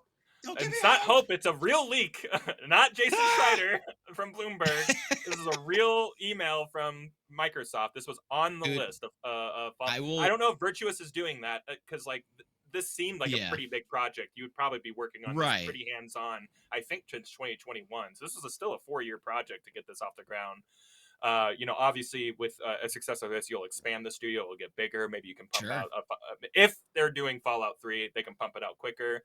But maybe Bethesda hired some other team like Virtuous who, is doing a similar thing with Fallout 3. But you better bet we're getting Fallout 3 in a year or two. Because after the Fallout show being so big, like we're not waiting for Fallout 5 after Elder Scrolls 6. So we're getting Fallout 5 10 years from now when no one cares about Fallout anymore after the second, third, and fourth season of the show comes out, No, we're getting that game next year or something, sometime soon, I would say, if I had to take a guess. I'm going to scream. if that comes, if that's like next year. It's being talked about, because like Kyle said, it was mentioned right alongside with Oblivion. So there's a lot of talk about that, how to modernize that game. To me, that's an even bigger conversation. I never played much of Fallout 3. The shooting mechanics, I was just going to say that. The actual core combat can't be brought over the same way that it was built before. It just can't. No, you got to update that. But again, it was stiff. Like Oblivion was really stiff too. And I'm not saying this game doesn't feel stiff. There is a weighty stiffness to it or whatever. It just feels better. So if you bring that game better. 3 over and you give it kind of like Fallout 4, like combat and shooting and stuff like that, but you still have 3's tenants on top of it, I don't know, maybe that's great. And then do we get New Vegas? And then when do we get what do we get Morrowind? Does someone do a Morrowind, remastered with the D? Guys, every Bethesda remaster that comes out, Kyle's voice goes up another octave. So don't do this to him. Don't. Are we gonna get Daggerfall afterward? Don't worry, Boromir is gonna bring you Morrowind, Kyle. He's gonna bring it to you. Boromir's he's the man. Yeah, he would do that for you. Yeah. So with Oblivion, I finally gave it a shot in a way that to be fair, I did back in the day, but it's probably 2010 when I played it. So by then the game was 4 or 5 years old. I forget when it came out. Skyrim's just around the corner. It's about to make that game feel a lot better. It wasn't great. So game is old after just 2 or 3 years. I think so too. And but I will say my experience with, and I only played it for about, I think I got to Joffrey, right? In the Is that his Joffrey. name? Yeah. He's a good So I did a Joffrey, little, not a Game of Thrones Joffrey. not a Game of Thrones Joffrey. Yeah, he's like a nice priest Joffrey. But I did a little exploring, did some fighting, and then went to Joffrey and got that quest, and kind of started like, okay, where else do I want to go before I go to the next main quest thing? And then Expedition 33 came out, and yeah, like I said, I've been solo parenting, so I haven't had as much time. And I'm trying to finish some other games. That being said, I was really impressed by it. I find it really fun to play after having really loved Kingdom Come Deliverance 2 as a first-person RPG game with melee combat that finally clicked for me. And it wasn't just the directional element of that game. Like the melee just felt right. There's an element of it just needs to feel good. I totally And agree. this melee combat, I think, feels pretty good. Like I don't know what they changed or what's been updated. If that's how the old game maybe felt that good, I don't remember. But No, this one, I not the old think the game. combat feels good, like holding up the shield for the block and like getting the attacks You off. talking It, about it this? feels pretty Oh, good. is Oh, Dan Dan! joining? Dan's joining the Kingdom Come. Yes, yes. He's about to get delivered, baby. Yeah, buddy. Probably not for a while. I'll be playing it, but Yeah, you know what? This but feels you like a have good it. summer game. Yeah. This feels like a good summer game. I don't know why, Yeah. but this. You're feels not going to like, be left Yeah, in you- the dark when we're talking about that game. at You the and end of the Henry year, are gonna so- have a good time together. Yeah, you're gonna enjoy it. Can't wait to hang out with Henry.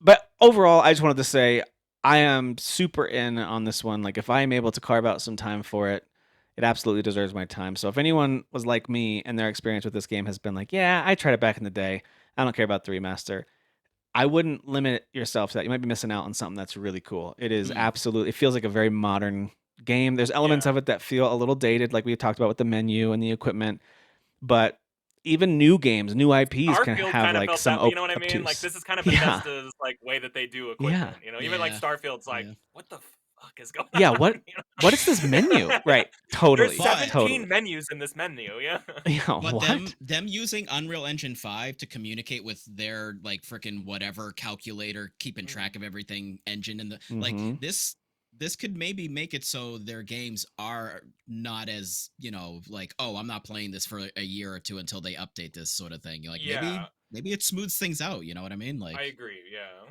I agree. Maybe Yeah, it for the makes things future. actually just work, you know? Yeah, That's absolutely. right. Yeah. Yeah. Todd Howard doesn't Yeah, have to yeah, convince yeah. us anymore. Yeah, we're like, we know now. We know I Todd. would even say, just to add what Tim was saying, if you didn't like that, even if you didn't like Skyrim, and I touched on this a little bit ago with Dan, like there's a reverence for Oblivion that like Skyrim. I know Skyrim is like the biggest game ever, and like a lot of people have played it, and yada yada. Yeah. It's considered a bona fide classic, but like it was built off of the bones of this game, and there's a hardcore element to this game and a hardcore fan base that just like this is their game. You know, like they like Oblivion more than they like Skyrim, and I think there's enough different here where, you know, maybe the Skyrim has a little more modern stuff, you know, maybe it's got a little more moves, you know, you unlock more moves as you go along and stuff like that. This is a little more limited, you know. There's no like kill animations or anything like that Skyrim had, you know, like, but there's a little more character to this game, and again, like it just, there's something there that the fans just really gravitated with this game. It's a little weirder than Skyrim. It's got a better sense of humor and a bigger sense of humor. Skyrim is like 90% snow and mountains and green plains. Here you have like a little bit of Morrowind with like the mushroom kind of elements. You have green pastures. You have high fantasy elements with like castles and stuff like that. Like it's a hodgepodge. Like the Cyrodiil is where this takes place. Like it's the main continent, and like it's the capital continent, and it just has a little bit of every biome, whereas again Skyrim is like we're the northern snowy biome. It's like Scandinavia, basically. Yeah, there's just not a lot of differences up there, and I just feel like no matter what direction you want to walk in, and trust me, when you walk out of that sewer or whatever at the very beginning of the game, you can walk in any direction. I know that's like the promise of these games or whatever, but like depending on what direction you walk in, you're gonna get a vastly different like it even tells you that as you walk out. It's like, hey, you can explore if you want, or you can go talk to Joffrey, or do whatever you want. Like, we don't care. Yeah, go get lost in the world, you know. I love that. And by the way, even if it doesn't have some of the levels of customization or whatever that Skyrim might have, it certainly is a very deep game, especially at the beginning. You're making major decisions, and you're like, I guess I'll have to play this more than once because there's too many options. Too many of these classes sound super cool. Some of these backgrounds are interesting. I know I'm already shaping what my character's going to be able to say or not say or do or not do, or like I'm skewing him towards a certain build probably. And it's one of those things that it just kind of reinforces as you go along. Like this is an incredibly, insanely deep game that I'm diving into. And in some ways a lot deeper than Skyrim too. Like where there might be Yeah. again more mechanic, like, oh, I can like craft weapons and yeah, like there's the whole crafting mechanic there. Maybe the alchemy is a little more deeper in Skyrim. I just feel like on the back end there's a lot more RPG-ness going on. Like in Yeah. Skyrim, you can really be a jack of all trades, you know. And this game, like you're really down a path of your character build, Yeah. you know, like you're really you know, trying to figure out what the best way to get like your character tuned properly. And the economy is brutal. The over incumbents is brutal. Like it's a little more hardcore, you know. Like I can't express that enough, you know. Where again, like there's a little like Skyrim's a little more mass appeal in the way that it's trying to present itself. Yep. Whereas like this game, I can see like people not anymore. I think the entrance into this game is going to be a lot easier for people, and like it's not that you're going to tolerate those deeper mechanics more. It's just like you're going to realize that this is what makes this game different than Skyrim is that there's all these extra pitfalls that I can just really dive into to make my experience very unique to me. And I definitely over encumbered right away in the sewer. Yeah, stop picking up candles and stuff. Yeah, like well, Skyrim, even just like in Starfield, like don't pick up pencils and papers. Don't pick up all the pencils or like the desk weights, like the paper weights and like decorations and stuff. Like this thing's 15 pounds and it's a dollar. Like how did that? I know, but I started to get real like greedy in that game where I was like, well, but it could sell for 200. I should probably try to keep it. I'll just walk slow, I guess. Yeah, I guess I'll just walk back to town. Yeah, it's a problem. But yeah, no, with this one, it was mostly just looting the corpses of the enemies, the goblins, especially that you fight in the chests that are in that first sewer. It gives you a good taste right away of, you're going to have to be a little choosy about what's worth bringing. Is it either something super valuable that you need money, so you're going to go sell it because, like you said, with the economy, it can be rough, so you need money, or is it something that either now or in the near future, you'll be able to actually use? And if not, you probably need to leave it for the most part, which is tough, but that's part of learning games like this, is learning when to say, nah, I'll leave it laying there. It's fine. Yeah. Which can be tough, but yeah. In this game, if you're gnawing on something, just not unlike Elden Ring, like just turn around and walk away and go do something else. You know what I mean? Like there's so much things to do in this game and so many things to see that if you're just like, I don't like this, I don't want to go find another shrine or whatever, you know, like to go do something else. You know, like there's 1,000 things to do in this game, and God, it's a great remake or remastered. I'm sorry. Yeah, the great remastered. Get it right. It's a really good remasterized. Yeah, I think that's what it's called. It's a good return. Remasterization. A rebirth. What if they're all called Rebirth? Oh, yeah, we're here. Yeah, we made it. All right, guys. Well, let's talk about just, I think it's like 4 or 5. I can't remember. There's just a handful of games that are out that I thought would be worth highlighting. So we'll jump into these. The first one is called Steel Seed. I hadn't heard of this before, but I think it's like a 3D action adventure sci-fi game. If we can get past the cinematic intro, I think you can see some of the activity. Gave me a little bit of, not because it's co-op or anything, but like the split fiction sci-fi levels. I kind of saw some of that a little bit with your sliding around, jumping. Yeah, there you go. Cool. Third person. Oh, okay. Yeah. Looks kind of cool. Yeah. I think it's one of those games that is not AAA, so it's either going to be super short game or maybe performance issues. It just won't be up to snuff with some of the stuff we've seen, but it does look cool. So if you like sci-fi third-person action, sometimes the 7 feels like a 9. You know, dude. If it's the right genre and has the right vibe for combat, I'm all in. So yeah, I'll definitely. This one is called Steel Seed. It is on PS5, Xbox, and PC. So that one is out now. It's one of those games that's easy to never know about unless we do a little sizzle reel like this. Because at all, I would have never known it existed unless you said something. Unless it was on sale someday. But interesting. Yeah. So there you go. Steel Seed is out now. So is this game called Doll's Nest. It looks anime girls. It looks a little weird, but I do know. I'll just fast forward a little bit. Yikes! All right. So okay. Hold on. So armored. Right. Hold on. Armored Core. Armored Core with weird, awkward anime girlfriend girls. I mean, but no, it's It's described as a Souls-like, so I assumed both you'd be out as soon as I said that.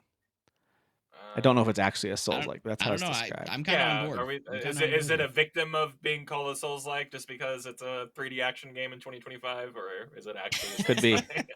Yeah, definitely could be.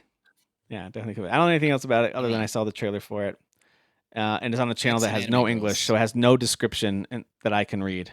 So okay, cool. So there you go. Thrall's Nest on Steam. Yep. All right, this one looks kind of cozy multiplayer game called Bokura Planet. Okay. So it's a side-scrolling. It's got this real kind of pastel-colored pixel art, and I think it is truly like adventure puzzle type of a game with a friend. I was gonna say, the idea. If you're digging, then it's kind of, since it's side-scrolling, I was thinking Terraria. It's like space Terraria. I don't think there's much crafting or building like that, but I could be wrong. I think it is just like you're solving puzzles and navigating these areas together. Gotcha. So I think it's meant to be a co-op adventure. This kind of old school art style. I do like the look of it, though. Planet. Yeah. There you go. That is out now. Last one is this, or maybe it's not the last one, but anyway, it's this game called Necrophysis. I don't know how to pronounce that. You guys saw the word there. Necrophysis. Right. I don't know how to say it. It's a adventure game. Think Scorn. So it's like a walking simulator game in this kind of super creepy, gross sci-fi world. Yeah. Elements of it reminded me of Scorn as I was looking through some of this. Squishy stuff. Creepy and squishy and bloody and gross, and yeah, it looks pretty squishy. So. Oh, and look at that, dude! Is that like a pyramid turtle thing? Like, what was that? That's what it looked like. What is this? How are the? I don't know. I don't know, man. Things are attached in ways that I don't think we can explain with science. I do like the imagery.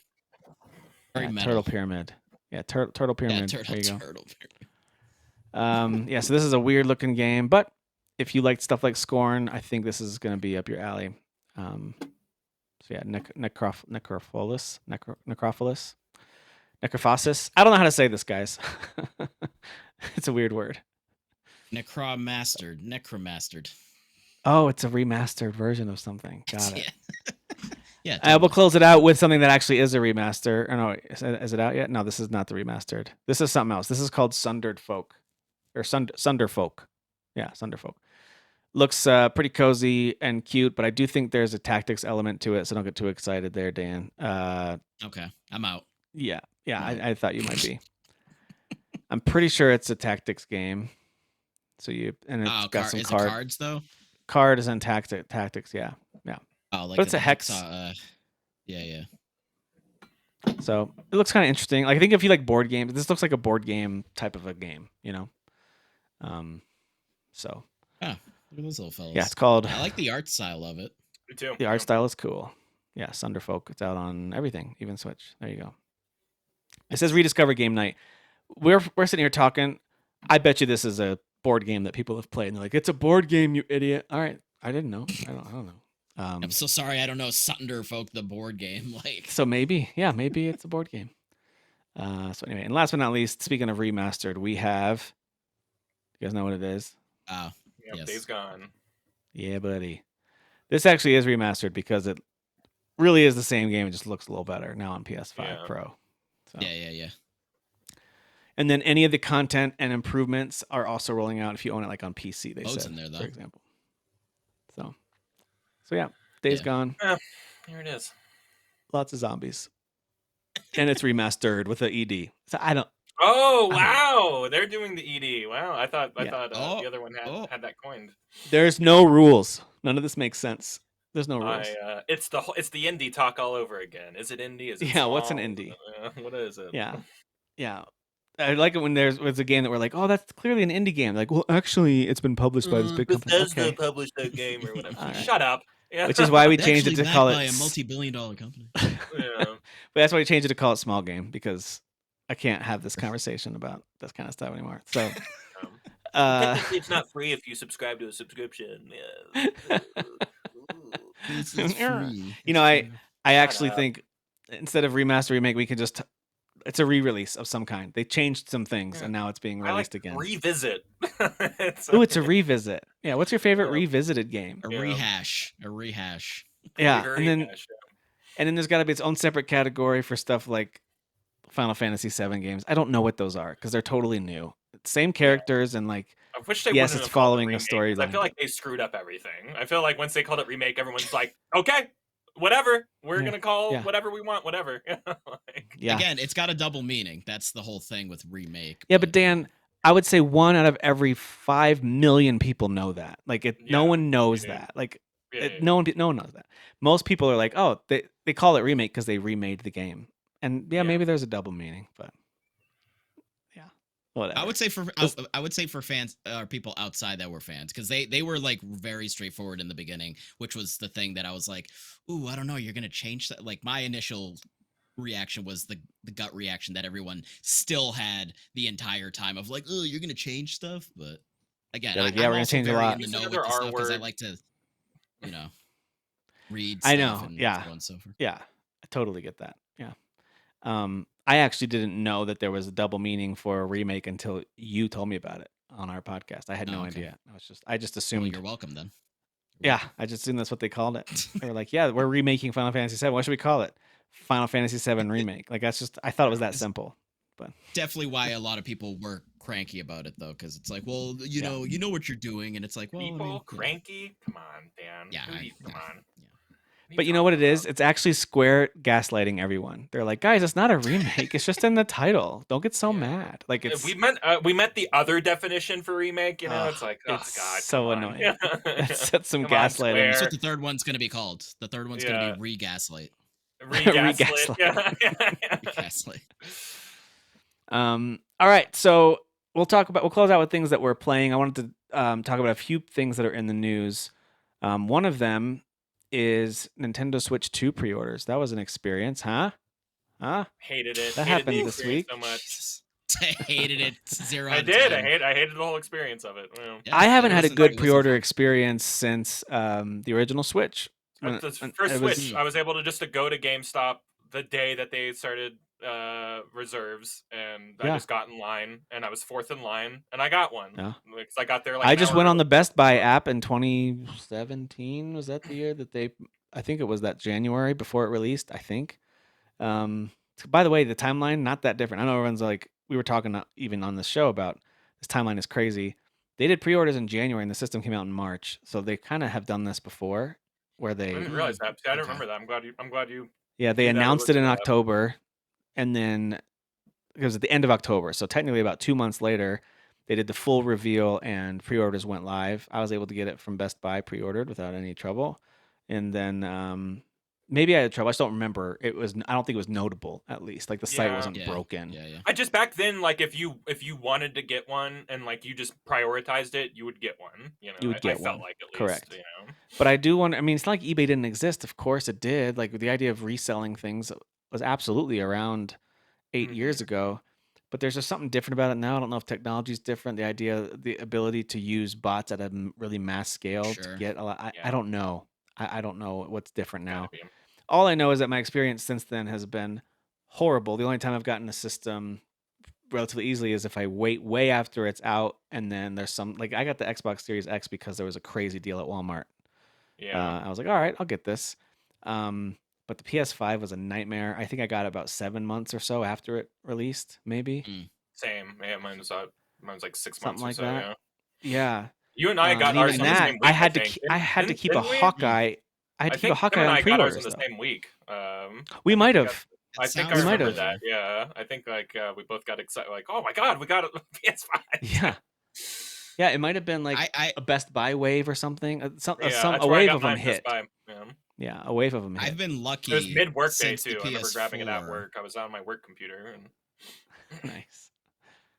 Yeah, I've been lucky since the PS4, but like pretty much every time I've tried, it's like a nightmare where I'm like sweating. I'm like, oh shoot, like this thing's being weird or that's being weird, but like I've gotten them, so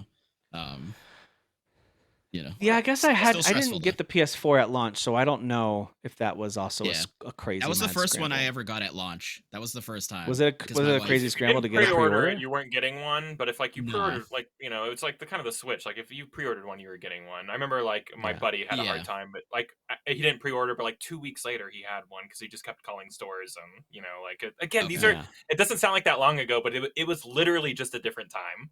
Like just Yeah. Yeah. in the Yeah. way that the capabilities of getting a system were. Yeah, I know getting even special editions of things have been a problem. If you wanted to get a collector's edition of a thing or a special, like, too bad, man. Like I wanted to get the Tears of the Kingdom collector's edition and just couldn't. It was just gone Hmm. immediately.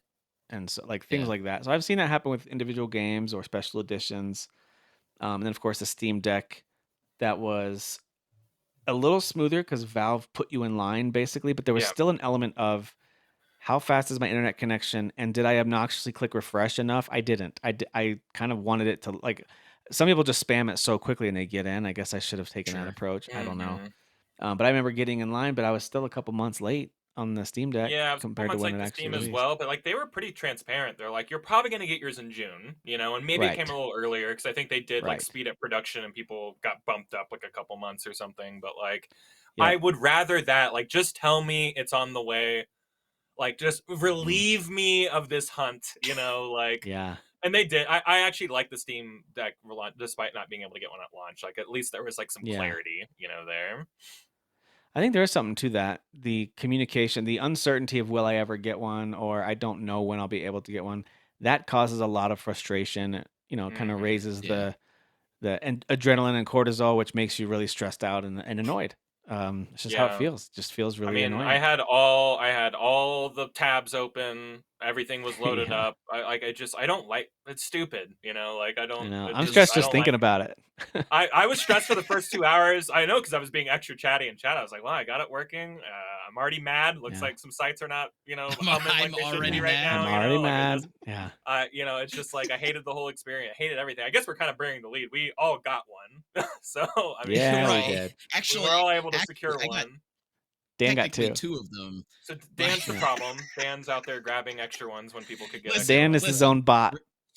Real quick, just to throw it out there for anyone listening, like I was trying to go through Target. Target kept having that stupid error where I would hit place order and the screen would go gray to be like, all right, I'm gonna process your order, and then the Yeah. stupid error would pop up like something kind Yep. of error or whatever. I was like, fuck you, Hmm. Target.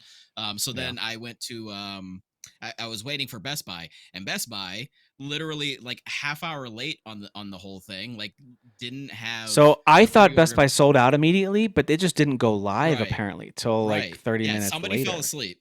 Somebody fell asleep, didn't Yeah, hit the someone go forgot to live press the switch in button. the back end. Yeah, didn't press the button. Then it They did. didn't So clear then their I cache. they didn't click. You know what? It was probably the US the Ethernet cable was plugged in. They had to Yeah, unplug it. just So unplug it and plug it yeah, back in yeah, and see what happens. yeah. Yeah, yeah, yeah. Um, yeah, but like, yeah, I frantically went to Best Buy, but then I was also pulling up Walmart, and I was in line at Walmart, so I was like jumping through all the different tabs, and Oh, so I Yeah. what are you doing managed with to the get second the one? Is one for the wife, or are you gonna sell it well, for no, so $1,000 or? no. Yeah. So which one did I get first? It was Walmart. So I got the Walmart one first, but like it kept saying out of stock. Like it was actually when Mhm. I would hit like, all right, like a confirm order, it would like push back and be like, no, this is out of stock. And I was like, God damn it. So I just kind of refreshed it a couple times just to make sure. And then it went through. And I was like, I think I have this, but like I know Yeah. people get that immediate Did you like get the nah confirmation actually email and all that? Like got it? right I did, Yeah. but I was Okay. like I was unsure. So then as I was about to go to bed, I saw the Best Buy one like be like, all right, like you're good to go, and I was like, wait, are you serious? Like Yeah. I can okay. So yeah, I confirmed that one too. It's not a bad way to And beat I the waited bots, by till the way. They're all primed and ready to yeah go at that second, and then just wait 30 yeah minutes and then have them stumble out the gate. And Mhm. I yeah. don't know. But like I basically like waited till the next morning just to like be like, did I get any sort of email? And I didn't. So Mhm. I have 2 pre-orders. I'm gonna cancel one of them because I don't need 2 You should switches. check around and see if people want one. I had a buddy who scored two, kind of for the same Sure. reason, and another guy in my gamer group who wasn't gonna get one at all. He's like, "Wait, do you have it secured?" He's like, "Yeah," and he just gonna sell it to him for price and ship it to him. Yeah. So Okay. there might be someone out Yeah. there who you might be able to make their day. That's right. Excuse me. Yeah, I mean, I could Or certainly just do that just as well. return it. Just get the Yeah. get that process and return But it. I mean, if it's So- somebody, if I know somebody who's like for sure, like I'll give you whatever, then that's not a Give it to the terrible wife. idea. You're gonna get a new Animal Crossing at some point. You It's both true. can play Animal Crossing together. Like, I don't think we need two of them though. That's $1,000. Like that's That is crazy. a lot of money. yeah, I don't know. That's You need crazy. two Switches. That's like like- you need a PS5 That's like Pro, one you know, PS5 Pro. yeah. Right, which I have. So I know you do. Yeah. But no, Fancy. my experience was very similar. I had all the tabs open. I was logged in. I double checked my address, my payment, all that stuff. I was like, make sure it's all. So I had it all working.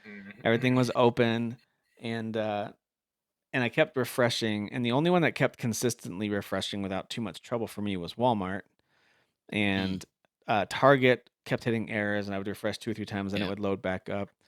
Best Buy, I think Best Buy was just having a really hard night. Best Buy was having a hard time. Yeah. So like Yeah. Best Buy It's would just funny. spin, They're spin, usually the one I spin. end up like winning on. Yeah.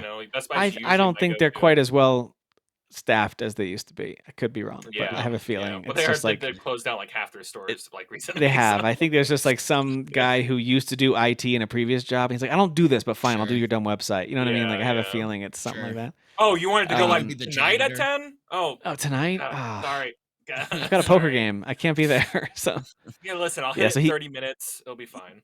he just gave instructions to the intern and hoped that it all worked out for the best. Sure.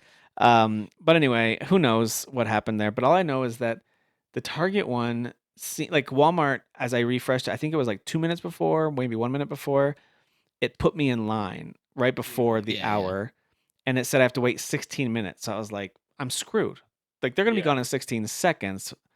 But I left it open just on the off chance that, like, if they do this to everyone and we all are waiting in line, then I might have one. Like, so Yeah, I just right. waited. I didn't hit refresh. I just waited.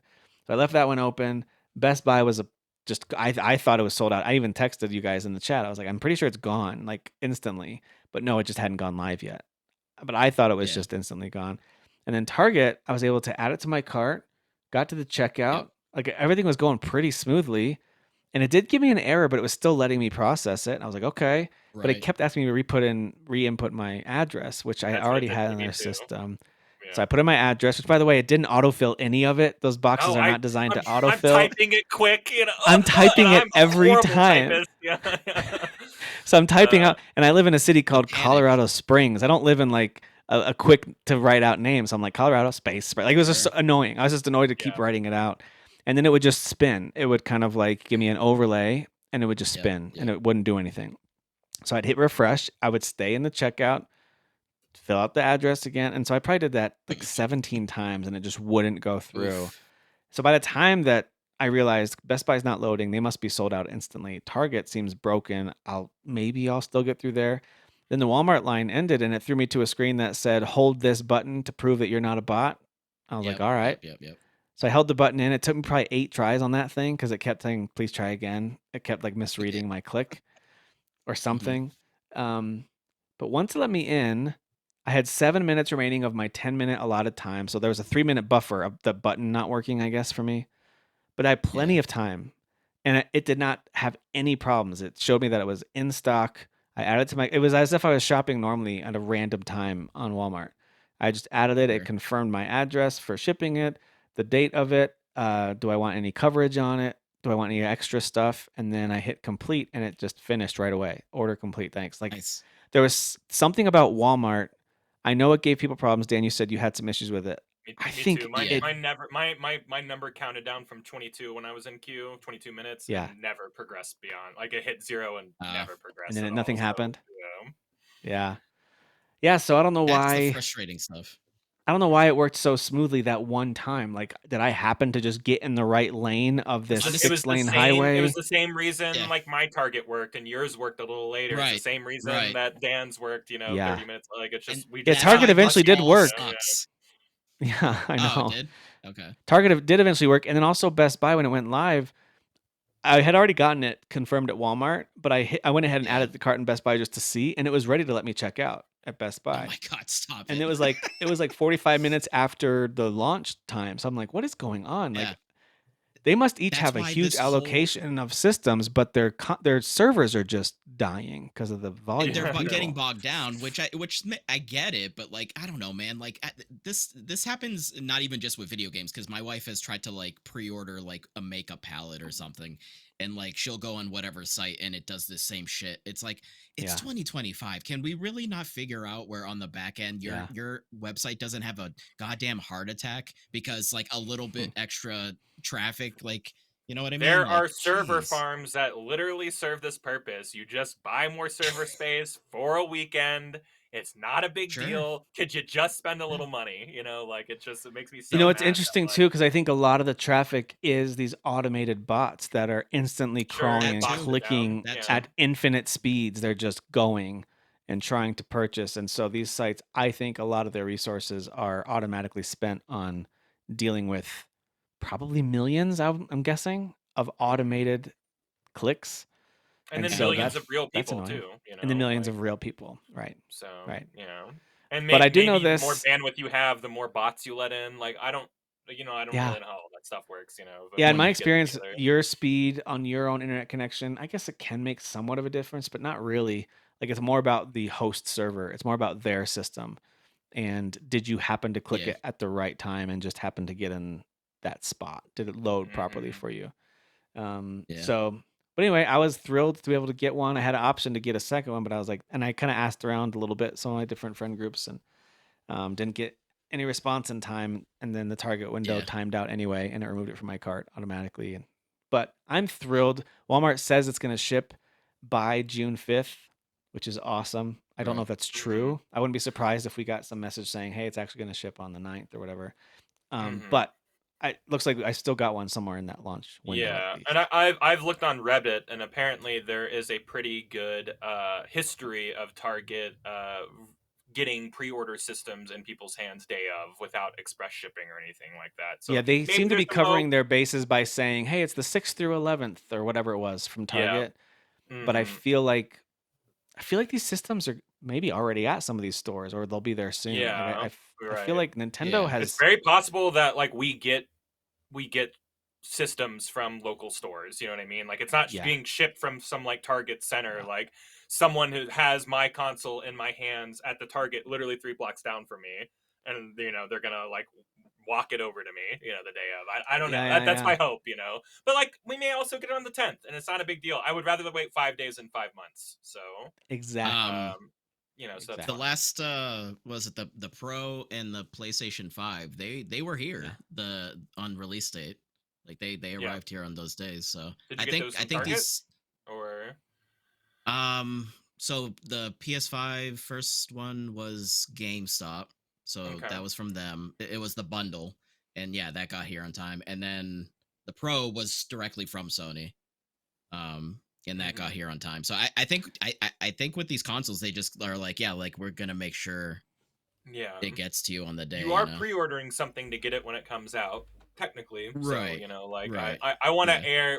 We've been we got to be so pessimistic at leading up to all this. Maybe it's time to be optimistic, and Sure. Yeah. Gotta hope that we get believe. it on the day of, But like again, it's not a huge deal if I don't get it. If within the first week, I'm happy. God, Yeah, within the yeah, first yeah. month, I'm happy. Really. So Well, don't Yeah, I think forget I was kind of holding out hope that hey, if this doesn't work out, it's fine. I think I'm gonna be one of the ones that Nintendo invites. Well, they just issued oh, essentially a warning sure. saying there's no guarantees those invites will even go out before the system launches. Like they're yeah, so that I was was like, what? our backup plan for a little while. It's just Yeah, it like, well, if we was. don't get it here, we'll wait for those emails. Those emails were never Yeah. gonna come. They were never gonna. They knew this. They didn't just Yeah. suddenly learn this. They knew.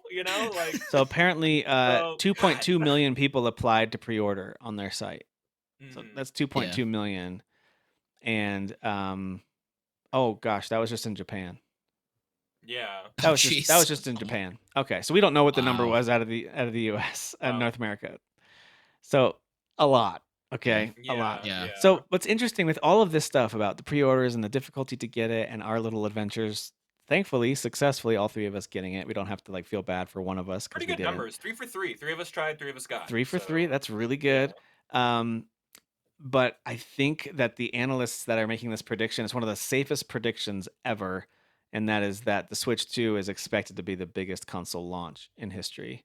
Right now, you've got PS4 and PS5 tied So for what that. were we all mad? I don't. Like, weren't we all mad about this thing? And not, I mean, present Kyle, company that's excluded. Like I don't think yeah. anybody here was particularly down on it. But like, 'Cause what was all that noise I heard then? It's always the gut reaction. It's always the gut reaction of I'm like not paying you see attention. price, you don't like it, I but don't you know. want it though. You do want it, Right. and you go Yeah. for Well, it. we You did know, talk about this. Like technology always sells. It doesn't matter. Dude, it's the same thing with like the Yeah. PS5 Pro, which I think has done pretty well. Despite the Yeah. prices, I think people No, want the most powerful the console that's Portal, available. you That's talked what about they being, want. we were all kind of wrong about the Portal. Portal last, like we Yeah. kind of ate crow about that one, and that ended That's up right. selling really well, So it's like I think if tech is desired, it gets people buy it, and That's there's right. always going to be when a new iPhone comes out, there's always an Android person going, I'm not getting that, I and they're know, gonna yeah. they're gonna make them. Well, you were never gonna get it, So like, who cares? Yeah, But like that's maybe right. a lot of the noise just came from those people. Like, what? So I can play Mario, And it's just like, well, you were never gonna get it anyway. $80. So, yeah. Games. Like, well, Yeah, you know. agreed. So, Yeah, they say that Japan accounts for roughly a third of the global Switch installation base.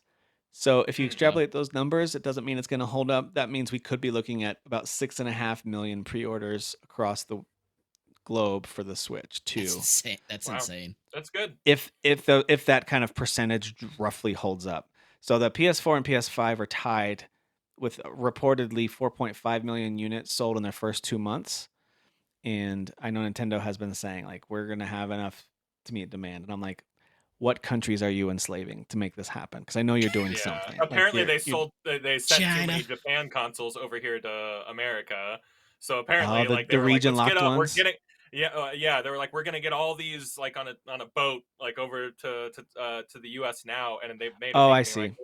we may not have enough consoles to like fulfill Japan's like desire for them. So it's like Yeah. I think that they did move a lot of stuff around to like there was already probably enough here, and they sent more and more and more, So it's I don't know. Maybe they made good on their promise. Maybe everyone who wants one, maybe they're gonna get one. I didn't get a cancellation email. You guys didn't. I know some people did. But like most of the people I've talked to who wanted one got one. It seemed like so. Yeah. Or Yeah. will within a reasonable with some launch heartache. window. Don't get me wrong. I don't think anybody was like, "Fuck, I got it first try." Like I never did hear that story from anybody. So I woke up and clicked 2 buttons and I got one. I went back to clicked it, sleep. Insert cart, got out, didn't ask me for my Yeah. address 3,000 times, I rejected my family during that window of time to make sure I had the deck cleared and was ready You gotta. to do You this gotta. thing. Yeah, had to. It's important. You have to. Yeah. It's interesting too when you think about like launch numbers. You could make a pretty strong argument that if Sony had been able to match even somewhat closely the demand, they would have by far been the number one above PS4. But they're neck and neck. But think about how hard it was to get a PS5 for the first at least full 12 months. It came out around that time that the chip shortage was going on, so it had a lot of things working against it that just wasn't Pandemic. like COVID shipping problems. It was Yeah. beyond that. It was like a resource problem. Right. Yeah. So it's Dude, it feels like every console launch in recent memory has had some kind of larger world political economic thing happening. I don't love that's it. impacting. Yeah, I don't love it either. Stop. Yeah. Stop. I need my games.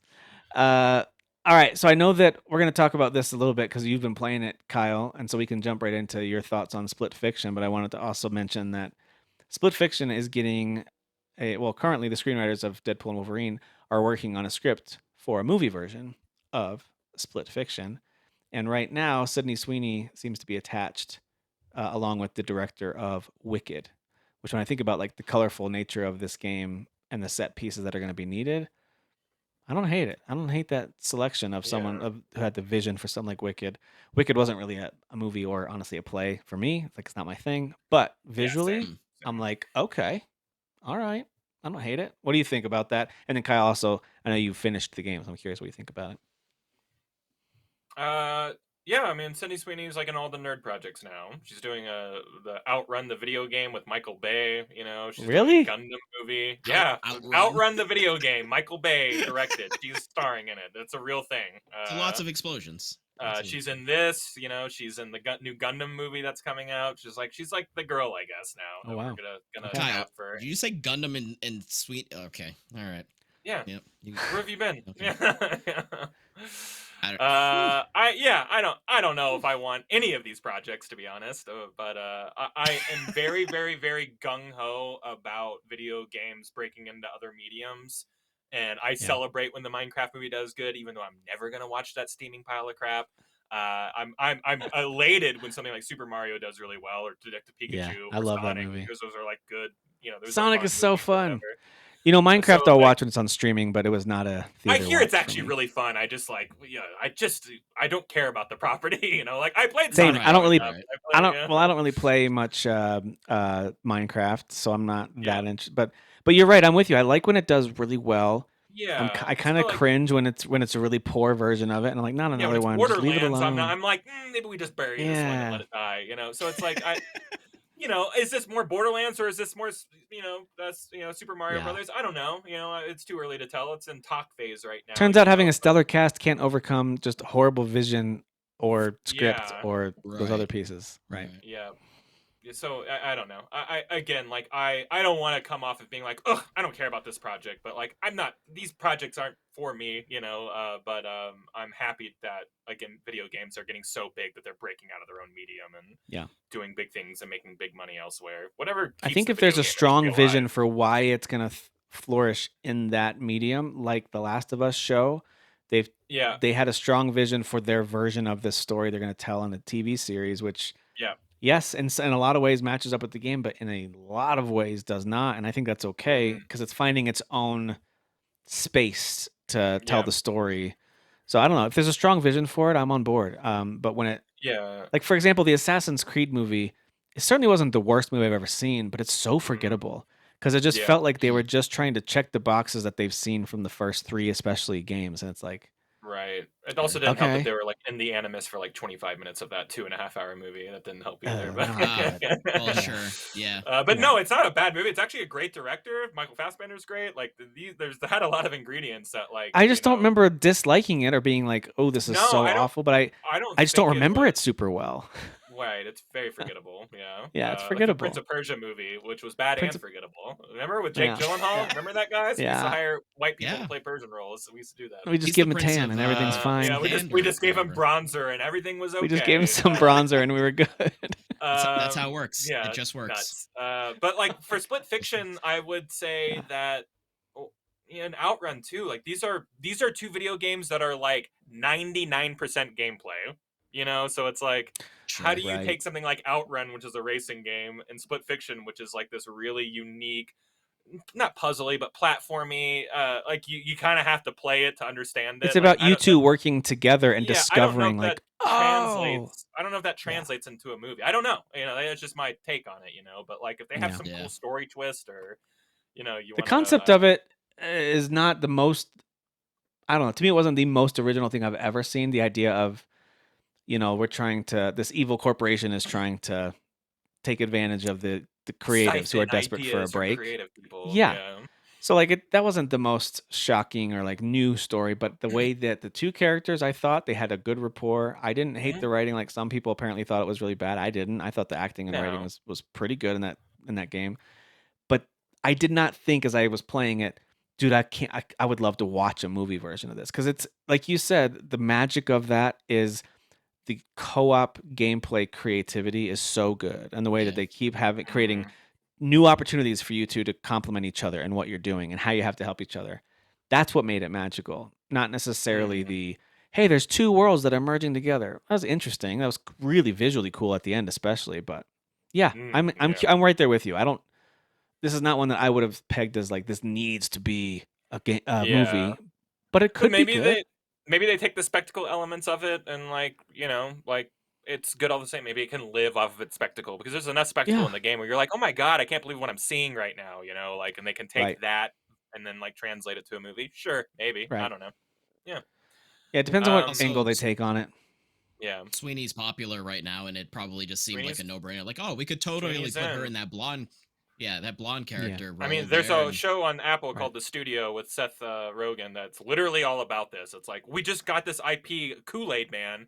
what do we do with the IP of Kool-Aid? They're like, well, we turn it into the next Mario movie. You know, we'll hire the biggest actor, and we'll have him come in. We'll have some guy who just write a bullshit script, you know, that just makes a bunch of game references or IP references. In this case, you know, and it's just like that is how movies are made. Oh, hey, this person's hot. This IP's big. We're gonna smash them together because we own the IP, and we're gonna make a movie. You know, so I mean, you're not wrong. That's totally true. It is a little soulless, you know, but like maybe it'll be. Which fun, is what I thought know? about when I saw the Minecraft thing. I'm like, oh, we got Jack Black and Jason Momoa, of course. Yeah, like, okay, exactly. You're getting like huge actors to do this huge IP movie, and like it's easy to be. We even did with the Super Mario movie. Like before it came out, we're like, Chris Pratt, this movie, Chris come Pratt. on, you know, Right, like right, what is right. this? And then you see it, and you're like, oh, that was pretty fun, you know. So like maybe we are being pretty too judgy. That's the sliver of hope I'm holding on to with Marvel as well, with the new Doctor Doom, with RDJ and stuff like that. I'm like, I'm hoping that all my skepticism is instantly removed when I finally am watching that thing. Like, oh, this was good. I'm glad they did this. What a cool way to do. Like, I hope. But my skepticism is dominating my brain on the Marvel side of things these days. So, but you did finish the actual game, Split Fiction. Kyle, you guys wrapped it up. What are your thoughts as you got to revisit it over the last couple weeks with Jeff and then wrap it up? What do you guys think? It's so hard because I don't want to talk about the last level at all, even though that's all I want to talk about. I just feel like you have to experience it. Like it is, you know, the coolest thing I think I've ever like played ever. You know, like when it's co-op, like, especially when you're doing all the stuff and all the things are happening and the Split Fiction is splitting hard. You know, like it is. It is really unique and crazy. And there were multiple times where I was like, shut up, you know, like I couldn't believe like what was going on or how they were doing it or how a crowd gathered in my home as my son and I were playing this. We were on the last level, and gathered. All the other kids who are doing their own screens. We got someone over here playing Terraria. We got Rainbow Six Siege happening over there. We got someone on the iPad doing some dumb block game. Everyone of all ages, as we got to this last level, and they hear me and my oldest son Kale were like going, "Oh, dude! Oh, you have to jump on that. Okay, got it." And so like we were like getting progressively louder and more intense with this, honestly, for the whole game, but especially the final sequence. The final sequence or the final level really locks in. It ups everything. Oh yeah, and like and explores it to the fullest, to the point where you're just like, I don't know. I've never seen a concept come into fruition in such a way that like really like that game was really something. Like after Astrobot stole everything last year, like there's no way this game doesn't steal everything this year. Like that's on the It'll table steal now. something. We don't like big dumb story games anymore. We like cutesy, fun, high concept, weird things now. Like we're in the era of that, you know. And like I could see this game literally stealing all the awards, you know. Like it's crazy. In a year that we've got Kingdom Come Deliverance 2, Monster Hunter Wilds, and Clair Obscur Expedition 33, something like Split Fiction would come in and steal it. You know what I mean? We might even get Grand Theft Auto this year. It happened with It Takes Two. It Oh happened. I mean, we've had a few years where like the small little game like did the thing. It's or true. That little game. Astrobot's not little by any means, you know. But it's more like it's unexpected. The unexpected game. It's an unexpected cute game stealing the show. You know? And I think we're But just GTA 6 coming out though. If that comes out this year, like I mean. You know. Yeah, I mean, I think that no matter, we don't live in a world where that game doesn't win everything. But like again, like maybe probably, but Red Dead Redemption 2 didn't. That's what I'm saying. Yeah, Red Dead Redemption 2 got just God of War. You know, the year that it came out. You know, the revitalization of God of War took it that year. But you know what? Right? God of War's great. They were wrong. I agree now. Now I agree more than ever. They were wrong. I'm sorry. I put like 170 hours into the PC version of Red Dead 2 over the winter time, and were wrong. it's the best game of that year. Like there's just no doubt about it. But it's the best simulator dad wins, for sure. Because you were definitely the dad simulator. Dad simulator. Dad simulator wins. That year. All right, Dad simulator wins. No, but I still love Red Dead God of Redemption War. I is love Dad God of War. Yeah, like you are the dad of that group in Red Dead Redemption 2. Sure, it's true. He is the better dad. Listen. I love God of War, and Ragnarok is also amazing. But those years, I thought there were better games that came out. Personally, that being said, which is not like any other year, they would have probably been the best game that came out that year. Oh, for sure, for sure. But, yeah. This year is going to be interesting as we're inching closer and closer to like the 50% through the year mark, and we're going to look around and be like, okay, by the way, in June, will we have answers about the fall? Will we know about GTA, or if Nintendo has a big Switch 2 holiday game outside of, the Pokemon one, which can't be their big Switch 2 game. They have to have a Switch 2 game, I would imagine, that Is it drives that Metroid? I console. feel I like know it's that's gonna like be a cross. Pokemon. I know that's cross-platform, but It could, like, is it could Metroid be too? Like maybe Metroid never Metro, sells. Like it never maybe. sells well. But So they didn't announce Mario Odyssey, I don't think, until the summer. I think it was like the no, it was E3 or whatever that after. I event think it was was. after launch. Yeah. I So saw we could I have saw something like that. something that where Nintendo did comment on somebody being like, "Hey, like no Mario game, what's the deal?" And they're like, Like, "Hey, stay listen, tuned. like Yeah. stay Stay tuned. tuned." Hang on. So, I mean, Hang on. we'll see. Yeah. We'll And see. by the way, I'm Mario pretty Kart World sure. Yep. is easy to kind of just be like, oh, it's another Mario Kart game. That game's probably going to come out, and I could be wrong. Maybe it won't, but it'll probably come out and get 9s, and we'll all be like, dude, another stupid racing game is now in Game of the Year discussion. I can't believe, like, I get that feeling. I could be wrong. We could get it and be like, okay, this is a solid 8. 8 Deluxe is still the best one. Like, maybe. That's fine if that's the case. But anyway, it'll be interesting to see I already how that have plays out. But so you're right. many Split Mario Kart Fiction, dates. I've got so many dates planned for Mario Kart. Like everyone who got a Switch 2, they're dude. like, "We getting on?" I'm like, "Dude, we can get Yeah, we 25 people are. or 26 people together or whatever it is." That's We can. right. Yeah. Yeah, with Split Fiction, it's interesting to see that that's another game that, like Expedition 33, actually, not technically AAA, just in terms of, I know that they've made a lot of money in recent games, but just there's elements of it though that you're like, this is undoubtedly AAA. Yeah. And so there's something about that. I think it gets published by EA. So whatever. To me, it's not like they're getting the same budget as a Madden. But I could be wrong. Maybe they are. Maybe it is technically a AAA budget title. That being said, I think the visuals in that game, the art design as you go from area to area is so good, and the choices they make about what powers you're going to get, which character gets them, and does it match, or maybe even in a funny way play off of that personality of that character to kind of like switch things up a little bit, and then how do they complement each other? That way, when you're playing with, like, oh, okay, if you hold that, oh, you can move that. I didn't know you could move that. All right, I'll jump on there and climb, or whatever the thing is so fun. And so, Yeah. to me, that is, if we had a category of like what was just plain fun for you to play this year, like that right now is destroying. Not that I didn't have fun playing the other games, but this one is like, Dan, you mentioned having a big dumb smile on your face playing this turn-based JRPG Return to Form. That's how I felt sitting on the couch playing with my son with this game, Split Fiction. We're just laughing and being good, and sometimes getting annoyed with each other. Like, it reminded me of old school couch co-op, and it's really, I was gonna say really that's good. nostalgic to back in the day because we just don't get games like that anymore. Right. Which No, sucks. I like that he's forcing us to do that. Like you can't play this game right. alone. You got to get a friend. Like we don't even have matchmaking. Sorry. But we're gonna make it easy. One copy of the you game is give all it- you need. You have one friend. Give this copy to somebody and like go play it with them. Like. And I like that. I like that he's forcing us to do that because, like, I think people are rediscovering, like, oh, I love this, And even when people are online playing, like, Repo right now and that other weird one where you're, like, a Bad Company or whatever the other one's called. Lethal Company, I think, is a big Company, one. Like, these are all Phasmophobia or whatever, the ghost game.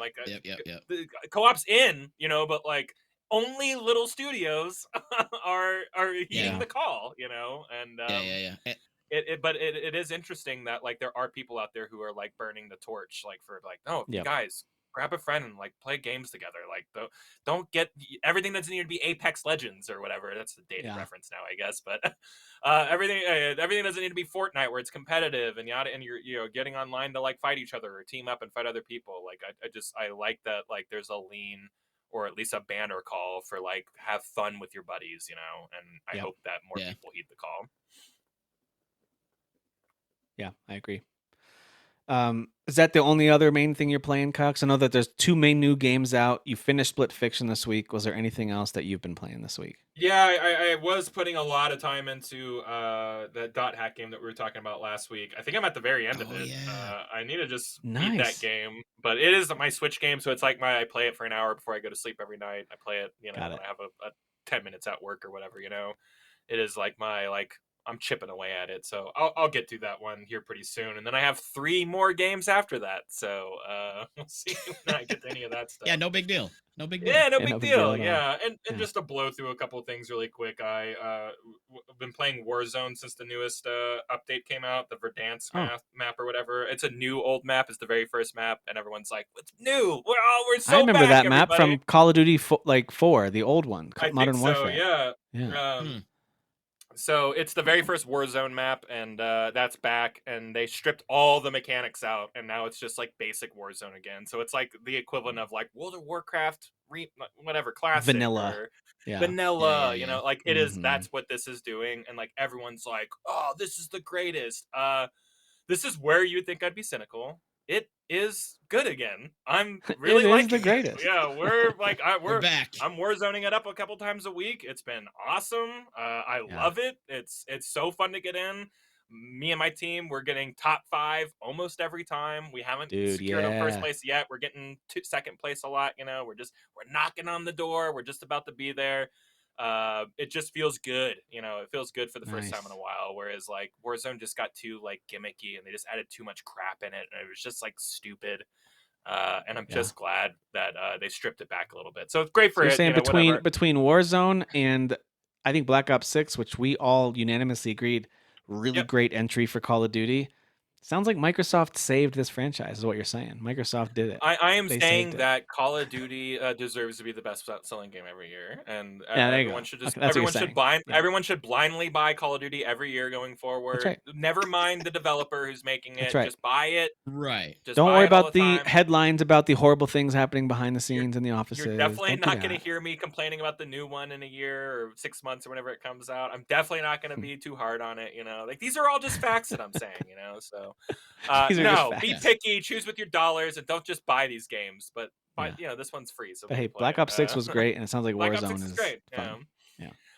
And it's the same team. I mean, the Black Ops 6 team is doing Warzone, so you know it Yeah. is it Hmm. has all the Omni movement, and has all that stuff in there. So Does it's it just feel the same as playing Black Ops 6 multiplayer? Does it feel the same playing yeah, no, it Warzone? feels the same. It's just like you know, like it's just you're not in a kill box, you know. It's not this like, you know, obviously Warzone's a little more deliberate and slow paced, and you're piecing together your armory, you know, while you're going. You're scavenging houses and picking up stuff as I you're mean, going. I mean, it's it's more of a classic. battle royale, right? So, Yeah, I mean that's what it is. Yeah, I mean yeah. that's what Warzone is battle royale. Okay. So Okay. yeah, the mechanics are there, but like it is just kind of a slower. I would dare call it more tactical version of, Uh-oh. you know. Whereas like Black, oh yeah, sorry, didn't mean to trigger anybody. But Black Ops Dan. is Dan's Call of out. Duty, and Call of Duty in general is a twitchy shooter. Like I would Yeah. never ever, and Yes. maybe I know Call of Duty people are going to disagree with me.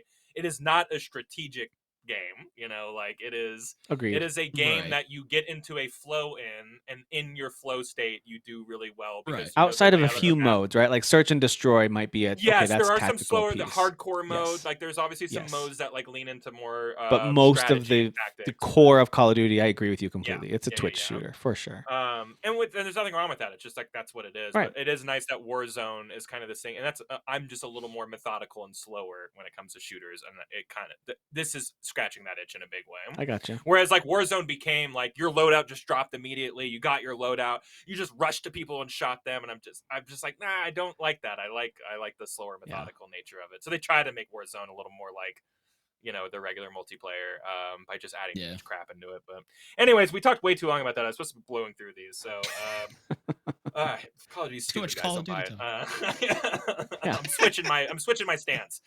Oh, The okay. only other Flip game I'm flopping. playing, yeah, I'm flopping, is The Last of Us Part 2. I'm still trucking through that. I got all the way to Oh, playing as so Abby. good.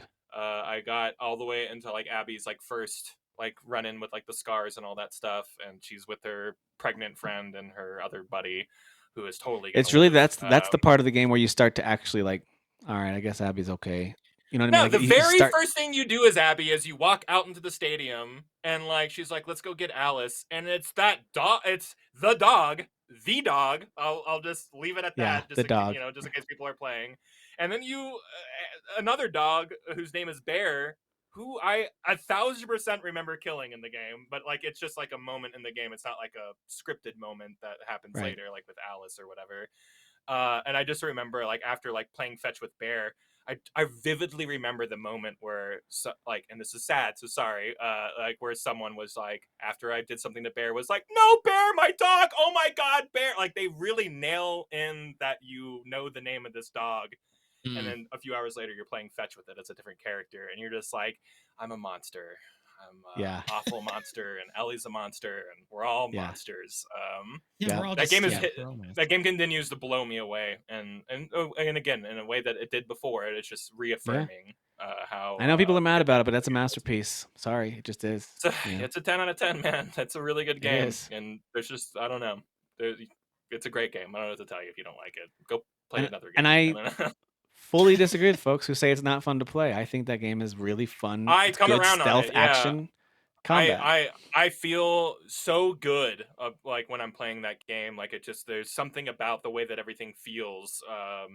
The Yeah. things that you're doing is not fun. Like when you're strangling someone and they're like, Right. oh, oh, and Oh. you're like, all right, this is heavy. But like all the other moments when you're stalking people and you're Billy? dropping into the long grass. Oh yeah, just the amount of like Really? humanizing everything is crazy. Yeah. Game is perfect, and it's a Yeah. exercise in empathy, and it's just It's it's a great game. so good. So good. What about you, uh Dan? What else are you playing? Oh, I was gonna say Kyle, was there more? one quick movie rec. If you have Yep. Netflix and you like The Raid Redemption and The Raid 2 by Gareth Evans, great director, one of the greatest action movie directors of all time. Raid and Raid 2, the greatest action movies of all time. He made a movie called Havoc with Tom Hardy on Netflix, and it Oh, is Oh, super fun. Maybe it doesn't reach okay. the heights of The Raid. It's a little more shooty than like kung fu-y, hand to hand. but Yeah. not as much kicky punchy, but still plenty of actions. Very very fun. Classic story about going through the underworld, cops versus crooked cops versus Dude, I'm robbers so in. versus worst I didn't know what criminals. this was. I saw Havoc and I was like, what is this Tom Hardy thing? I don't know, but I'm Yeah, yeah, thrilled to yeah. hear If that's you what it like is. The I'm in. Raid, and if you've never seen The Raid, fix that. Yeah. But if you like those Yeah, movies, I've definitely check Havoc out. I've watched The I've Raid. seen it. I sadly haven't watched The Raid 2 yet, but I'm going The to. Raid And 2, I instead of it being an action movie, is an art house action movie, and it's like maybe my third favorite movie ever in the history right. of I've movies. only So heard amazing things about it. I do need to watch yeah, it. But Havoc. All right, good recommendation on Havoc. that's it. Yeah. Nice. Nice. All right, Dan, what about you? Anything else you're playing? I know that Clair Obscur Expedition 33 is the game right now. You've been looking forward to it since it was announced, or especially since you saw what kind of game it was, which is awesome. Anything else though besides that you're playing? Yeah, because I basically have only like diddled Oblivion remastered. So I'm like still in that like beginning underground area. Like I literally Okay. like am right before I'm about to like I think head up. So I Okay. stopped there just because I didn't want to like go out to the open world, start doing stuff, and then like not come back to it to a certain amount of time and kind of be like, so where like what's going on? No, I think Um, it's a good place to stop if you know you're going to take a break for a while, because then you can right, step out into that world and get going right then. exactly. I think that's a good spot. Yeah, I just wanted to see it in action, and it's great. Yep. And then yeah, Assassin's Creed just still Shadows was plugging away at it. What level are you I now? think Like, what level is your character? 42, 44, Okay. I think. Yeah, so I'm up there, and I think I only have 4 of the main people left in the main circle to take out. Oh, I dang. think just 4 of them. Yeah. I've got 4 left and I'm at Um. level 32. Okay. Yeah. Yeah. Well, you know me. I meander. I'm just You always meander. meandering and Yeah. just like, oh, what's that over there? And oh, look, a question mark. What? Let me go over Yeah. there. I did like By the way, things seem to I don't. scale with you. I noticed they scale, like missions that maybe were lower level, they'll Yeah, scale up with I you think when as you you get to level a up. certain level, it starts to do that across the board. It Yeah. seems. Some missions are So still too high of a level for me, but none are too low. They all scale up with you, so that way you have okay. a decent challenge. There's no like you can't go back and just breeze through early stuff you skipped. They scale Yeah. up with you. Yeah. But I did come across. I think he was right outside our little secret headquarter area. I think he was. This guy was like waiting for me there, and I mean, I don't know if I really want to say what it is. It's really cool, but he needed some help from Yasuke, because I think you have to play as Yasuke in order to like trigger that particular mission. But he needs help with a certain fighting type of scenario where there are people that kind of took over his little fighting thing going on there. And it's pretty rad because you go there and then there's like a whole hierarchy of guys that you kind of have to like take out, which is Ooh. really fun. and it's like up on, it's like kind of up in like not like on a mountain, but it's like kind of high up, so it's just really cool because it feels like this really secret thing that you have to like kind Yeah. of go and like find, and then you climb up there, and there's like, yeah, it's all it's just, it was just really cool. So because That's because cool. the game, I feel like the combat for me anyways has been not anything complicated. Like it's not overly simple, but it's not overly complicated. So I I like agree with that. any scenario in this game where it tries to be like, oh, like this main thing that you're doing here is like combat focused, to kind of, so Mhm. it throws a little bit, try to see if it throws some curveballs at me. So um Nice. so that was really fun. But yeah, yeah, basically just Expedition. And then I mentioned in our little group chat there, speaking of movies, and I with all this YouTube watching that Renee and I, my wife, have been doing, just feeling nostalgic for some reason. Like when we were watching like these like lists of like, oh, the top late 90s early 2000s like artists, like, Oh like yeah. what was the top Billboard chart, like, I don't know, we've been watching certain videos and it's made me feel like really really nostalgic. And Yep. I've been like having this itch that I'm trying to scratch of like older movies, like, but not like old, like late 90s or early 2000s Sure. specifically, for some reason, Yeah. Mhm. like just that era. So we watched Bedazzled, which that's just a fun movie, man. That's just a, Fantastic comedy. It's so fun. yeah, it's just Yeah. so good. Brendan Fraser is just wonderful. That guy is Yeah. fantastic. Elizabeth Hurley, their chemistry in that movie is fantastic. They Yeah. just bounce off each other so well. Also, she's super hot, and Hugh Grant was a fucking idiot for cheating on her. Uh, like, what a moron! What an unstoppable I moron like this for 20 cheating on years her. after the fact commentary. This is good. This is Yeah. good. This is TMZ I just got to throw corner that with in there. current I got to TMZ throw that corner in with there. Dan. Yeah. He's a moron. I'm sorry, he's a Dude, I moron do for. love revisiting the late 90s, early 2000s stuff too. I'm right there with you. Those are like college age, high school, college for me, and I love that. Yeah, Yeah, because those are the movies that a lot of us like informed our movie taste growing forward. Like the 90s yeah, and 2000s were definitive, like formative movie That's years. right. Where yeah. like the 80s is it's kind of rough if you go back. Like there's some good gems in there, but like kind of For a rough sure. But decade. if that's what you grew up For with, sure. right? Because I mean, I'm about to turn 39, so for me, like I was like late, I was like high school, right out of high school, like watching some Hmm. like having a job, buying DVDs, like, Yeah. Yeah. I think that's what it is. Like right now, I'm like kind of feeling that urge to be like, oh, let me like, because then the other movie I watched was V for Vendetta, Oof. and that movie, Jesus, whew, Still holds god up, man. damn, That's such a dude. Yeah. good flick. That movie That's a is so great good. movie, man. The music is phenomenal. The way that when he's doing like one of his monologues, or just kind of like saying something, he's going off on his speech, and the music is like swelling and it's building up. Like Yeah. that movie is just absolutely amazing. It's so Yep. good. Yeah. So good. And it's not super long either. It's like a little over an hour and a half. Like it's Yeah, not a it's a long quick movie, which watch, is but it's a good wild. one. Yeah. Hmm. Yeah. That's the Yeah. first Blu-ray that I bought, Um actually. was Good. it? Good. Nice. Good. Hmm. A lot of good twists in that movie. That movie Oh really goes yeah. some places. Yeah, I really like that Yeah. movie a lot. Good Yeah, performances all around. it really leans into the whole like, oh, like a like destiny sort of angle, so to speak, like because obviously V is on his like kind of mission, but then he meets Evie, and he even kind of Hmm. like acknowledges that, and he's like, I don't believe in coincidences, as he's helping her up. And then just like, yeah, his history and her history, and everything that's happened in the UK, Yep. and in that alternate world that they create. So Yep. Hmm. yeah, Really it's good. just really good, man. It's a great movie. Remember, Yeah, that's remember great. the 5th of November. Yeah. Exactly. Dude, that's good. Thanks Exactly. thanks I will for the never Guy for- Fox. I will never forget the He's 5th of never been more November. relevant. Since Yeah, yeah, after that right, movie came right. out. Yeah, Nice. yeah. There's Yeah. some shit in there that's kind of like, oh, nowadays, like, oh, like real life stuff. If there's kind of some things there with this movie that's Mm, not a real movie, or not a real yeah. thing. It's not. It's like, oh, okay. Yeah. Yeah. No, I like that kind of stuff too, revisiting some of those things, whether it's the lighthearted silliness of a comedy or maybe even Mm, something that's like, Yeah, does this hold up? you had a really nice like fun one, and you had a nice like chewy one that right. you could chew on. Yeah, Yeah. yeah. Yeah, It's a Yeah. good yeah, yeah, spread. Yeah. yeah. But One that I exactly. want to revisit. I think I watched it. It's probably been about 6 or 7 years now that I've seen it. But I do want to revisit Equilibrium because in my head it's still one of the coolest early 2000s Dude, action Yeah, flicks. I yeah. feel It might be ashamed a little as a corny today, but like it's a great Okay, but it's got movie. Christian Bale Like, and Sean Bean. Like, what else do you need? You know, yeah, yeah, and it's great. It's got kung fu and guns and gun swords kata. and yeah, it's so yeah, great. Gunkata. Yeah, Yeah. it's I like feel like such a terrible Matrix fan, Kyle, because I've never actually seen this movie, and I Oh, just I you'd oh like knew it of it, then. wow, it's so and I fun. was always like, Yeah, oh, I want to see this. Just for some reason, never saw it. It was one of those it's that I Jeez. evangelized to all my college friends me whenever we do too. like movie nights, whatever. I'm like, gotta watch Equilibrium. I won a few times and I won people over, but a lot It of got a times second we, life like because of people like yeah, you know, who like guerrilla gotta marketed watch that this. one. Yeah, you Yeah. gotta Gorilla. watch this movie, man.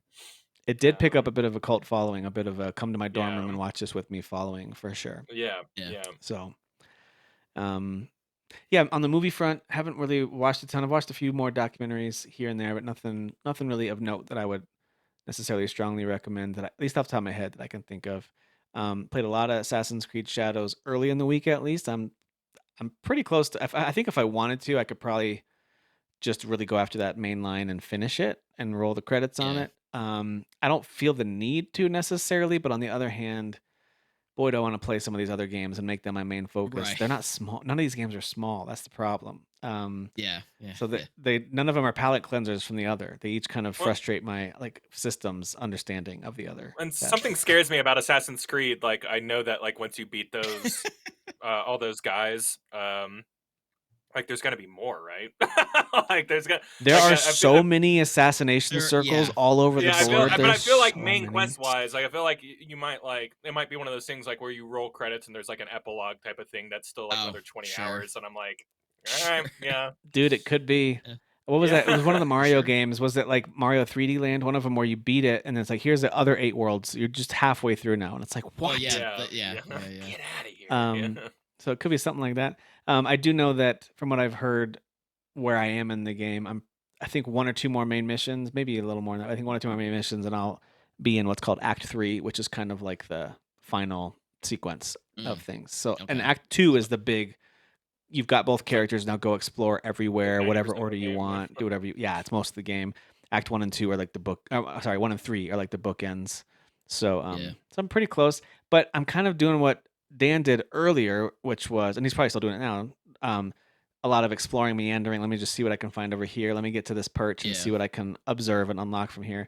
I'm doing more of that now. I'm higher level, so none of the, I mean, low 30s, none of the areas are too strong for me. I think one of them's a Mm, little tough. I think Key is a couple levels above me, but otherwise they're mostly available. So I'm just kind of exploring and kind of zigzagging through the map to like get rid of the fog of yeah. war and unlock things and finding a ton of interesting characters and things to do and really really scenic. I'm taking way too many screenshots. No one ever wants to see these, but they're really really They're pretty, there, man. just just in Especially in the case. fall season with those Yeah. red leaves on the trees. Like, oh my gosh. I will My say, favorite. go ahead. No, I was just gonna say my favorite, like still, and I mentioned it is when it's dark, but like there is enough light where it's Yeah, raining and the wind is kicking, and it's just the reflection of like the moon or something is like so good. it's insane. It's absolutely Yeah, insane. yeah. It's a gorgeous, gorgeous game. And I know that people are already overlooking it because it's been a very strong year for games, really huge, Sure. in depth, Sure. incredible games that are out to play. But one of the reasons we haven't heard people talk about it a lot is because it's a really great entry in this franchise, and the fact that it's not pure garbage, there's not a lot to criticize about it, other than maybe you didn't like some of the creative choices early on. But it's Mm, all the talk about it's died down, and at its core, Yeah, it's just a really good video game. It's really, really good. And so yeah. I do think there are some areas that, as I'm exploring it, I like that it's so spaced out. I'm not saying they should have made the map smaller, but there are times when I'm like, there's just a lot of empty space where it turns out there's no significant right. thing here. There's a lot of just hills covered in trees, and that part of the map is going to stay blocked unless you run through this foliage that's super thick. And Mm, it's like, Right. okay, if you're a completionist, it's going to drive you crazy because there's not like any roads that yeah. go through these big chunks of mountains and forests. So Dude, I would the fog say of I'm war. pivoting away from trying to get rid of the fog of war, and I'm just going to try. Let me just uncover all the roads and all the landmarks Sure. that I feel like Yeah. Sure. getting. I'm going to stop trying to uncover the map, although it does bother me that there's these huge cloudy Dude, sections. of the Yeah. Yeah, map. same I here. wish you Yeah. could just turn that off. Like, just I feel like See, it doesn't hurt I love anybody. Fog of War. I love it so much, but like I Okay. want it to uncover in a nice way, though. I don't. Yeah, I love I like my OCDness. Like, oh, I'm just gonna. But like, there's something about this game where I'm like, I'm not doing that in this game. Like, I just like Yeah. it doesn't work for this game because there are mountains that are too steep that Yeah. I just you'll want it to never be able to get uncover up in a that. nice way, you know, like, Yeah, and I don't know what that would look like. I don't mind it being a thing where until you've traveled there, you don't know what that looks like. Okay, fair enough. yeah. But I just wish there was a way to uncover more of the wilderness that you'll never go in unless your purpose is to Right. uncover the map. Maybe There's nothing there. if you're uncovering the map as like a circle as your character's moving, maybe make that circle a little bigger, Yeah, so it's Yeah. painting Yeah. the Yeah. map, yeah, But like I Right. liked the idea of Fog of War because like it shows me where I've been. It shows me, yeah. Me too. I like it that. telegraphs that information immediately, like and I don't know, it's a nice way to check on your adventure, whenever Totally you're agree. like, oh, look, I haven't really gone over west yet. Let me go do that real quick. But again, There's a yeah, lot I of think really interesting side and non-main character moments in this game too that Mm. um I am finding myself like, man, this is a great open world RPG. It really is action RPG. It really is well built out. It's got really interesting characters. Yes, a lot of repetitive elements, whether it's combat pieces or stealthing through this castle that has a very convenient opening on the one side with all the bushes nearby, so you Sure. can sneak in if you like. Totally, it has those things. Um, but man, it does the Ubisoft formula that I know is easy to criticize really, really well. And I find it to mhm, be so fun, very satisfying.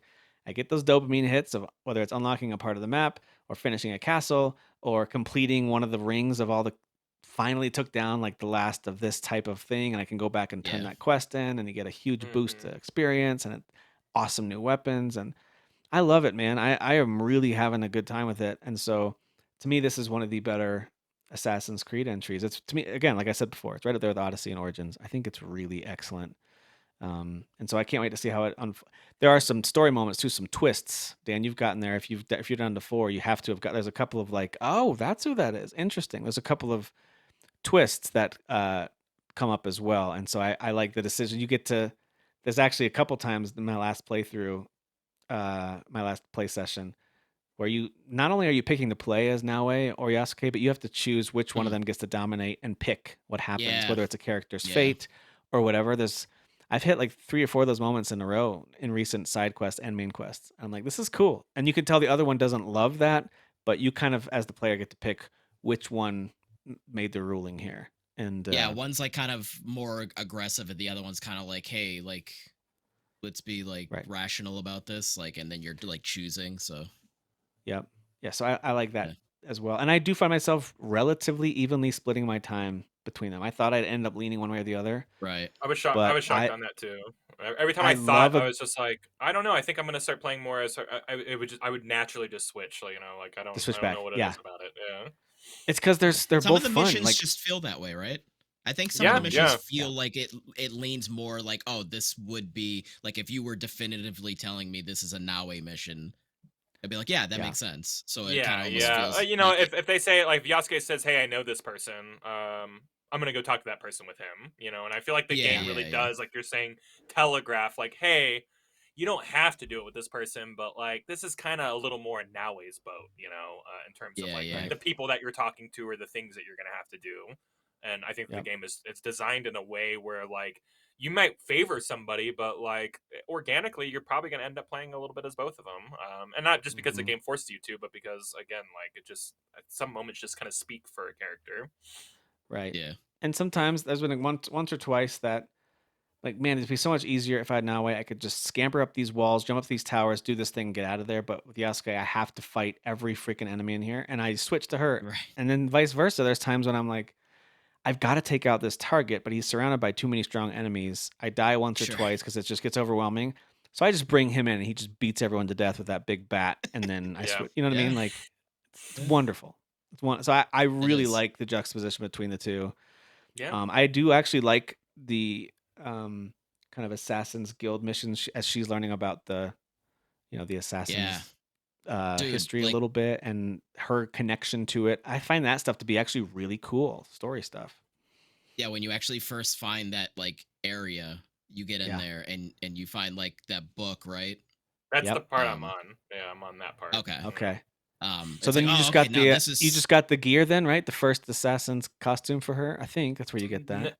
I think you get it there, but yeah, I just got to that, Yeah. whatever they're called, Oh, the okay. tombs, whatever the tombs are The called. samurai, this samurai setting that, every entry has a really cool new version of the assassin's garb, like the main kind of white assassin's thing with the I hood. think I found that like in chests or whatever. Is there another one? Because I There found are like an other ones. assassin. There's a black version Okay. of one that's I really got the cool black as one. I well. got the black one. Yeah. Yeah, that you just get from Yeah. chests. I I actually think you prefer do it that one. from the I trials. yeah. Like Yep, I yeah, actually yeah, use that trials. one more.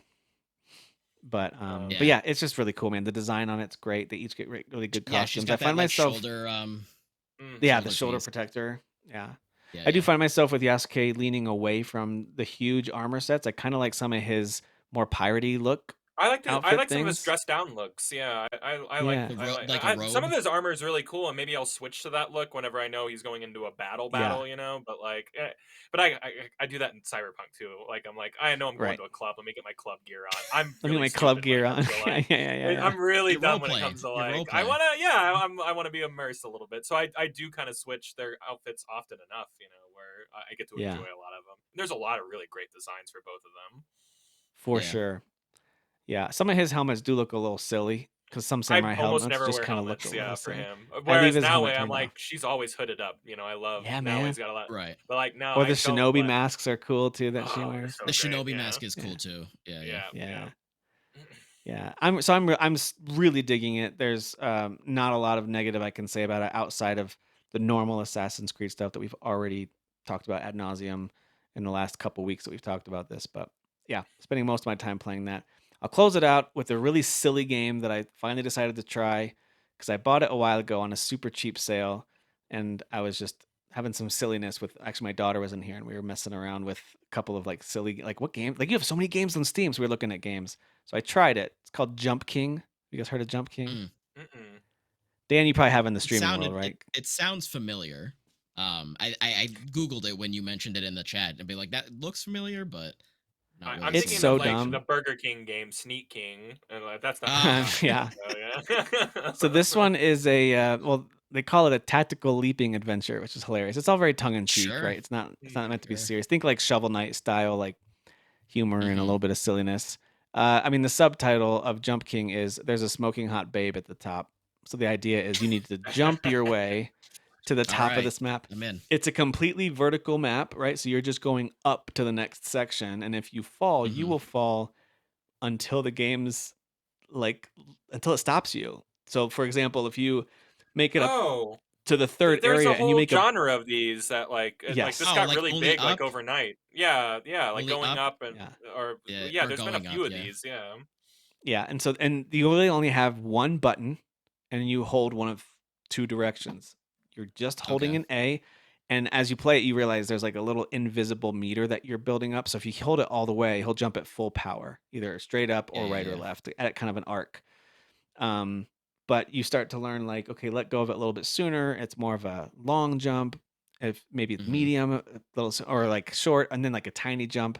So you kind of just learn how long to hold the button in over time, and you will fall a lot. It even keeps track how many jumps, how many falls, and every time you land at the very, very bottom, the old man who's down there will always talk trash to you about like, I'm Sure. smarter than you. I gave up after my first attempt. Like, okay, man. So like, Not so giving up. but the idea, of course, is you're working your way up through these different levels, and it's very, I don't know, man. It's got this old school vibe to it where you only have one thing to do, and that's jump. And if you aim your jump wrong or hold the button in the wrong, you can't correct midair. This is not a platformer, really. It's more of a Okay. puzzle See, the other jumping ones we game. were talking about like are more platformers. This is like a cool twist Yeah. on this type of genre, Yeah, though. this This is one's like you're kind of set much in different space, than and the you other ones. you can walk left and right, but you can't just walk and hop and walk and double jump. Like you have to like Mm. hold in the A, your jump button for a certain amount, or space bar if you're using keyboard, and then just hope you've angled it. You can't really angle it. But hope you've held it in the right amount of time. You learn how to bounce off of walls and stuff as you jump. I don't know. It's very silly, but it Yeah. is kind of a fun. That is an actual palate cleanser. I can't keep using these gigantic RPGs as palate cleansers for each other. I need something like Yeah. this in No. between. I know. I need a racer to Yeah. come out so bad so I can cleanse my palate. Like that's my go-to palate cleanser genre. Yeah, And you I'm need a like, racing we're game. not gonna That's we're not right. gonna get one between now and GTA 6 or whatever is gonna come out Just at the end Mario of the Kart. year. You'll get Mario Oh Kart no, World. that counts. Yeah. Yeah, palate cleanser. Yeah. We got it, guys. We did You'll it. get Mario Kart as your palate cleanser. And then We did it. Doom might be an interesting palate cleanser too. Not that it's a small game by Mm. any stretch, but like that No, might but be a it's a nice different. like, you know what? It's Let a me run and shoot linear. some things. I know what I'm doing in this game. There's not a lot of Yes. choice, you know. Yeah. Yeah. Yeah, agreed. But anyway, if you guys can't tell, we are loving the games that are out right now. There's a lot of good options out there. We're going to keep it positive here, despite what the world is telling you about the world of gaming. There's a lot to play Right. and a lot of good new Yeah. stuff to play. So last year was the year of the old game. This year so far, for me at least, and maybe right now at least for all three of us, it's the year of the new game at the moment. It seems like we're all enjoying the new stuff, which is cool. Yep, I'm enjoying my brand new Oblivion. A brand new game. Oblivion. I mean, Yeah. it feels like a new game 20 years Yeah. later. No, doesn't it really does. It really, absolutely. All right, guys. Well, thank you for watching and listening. We'll see you next time. Bye.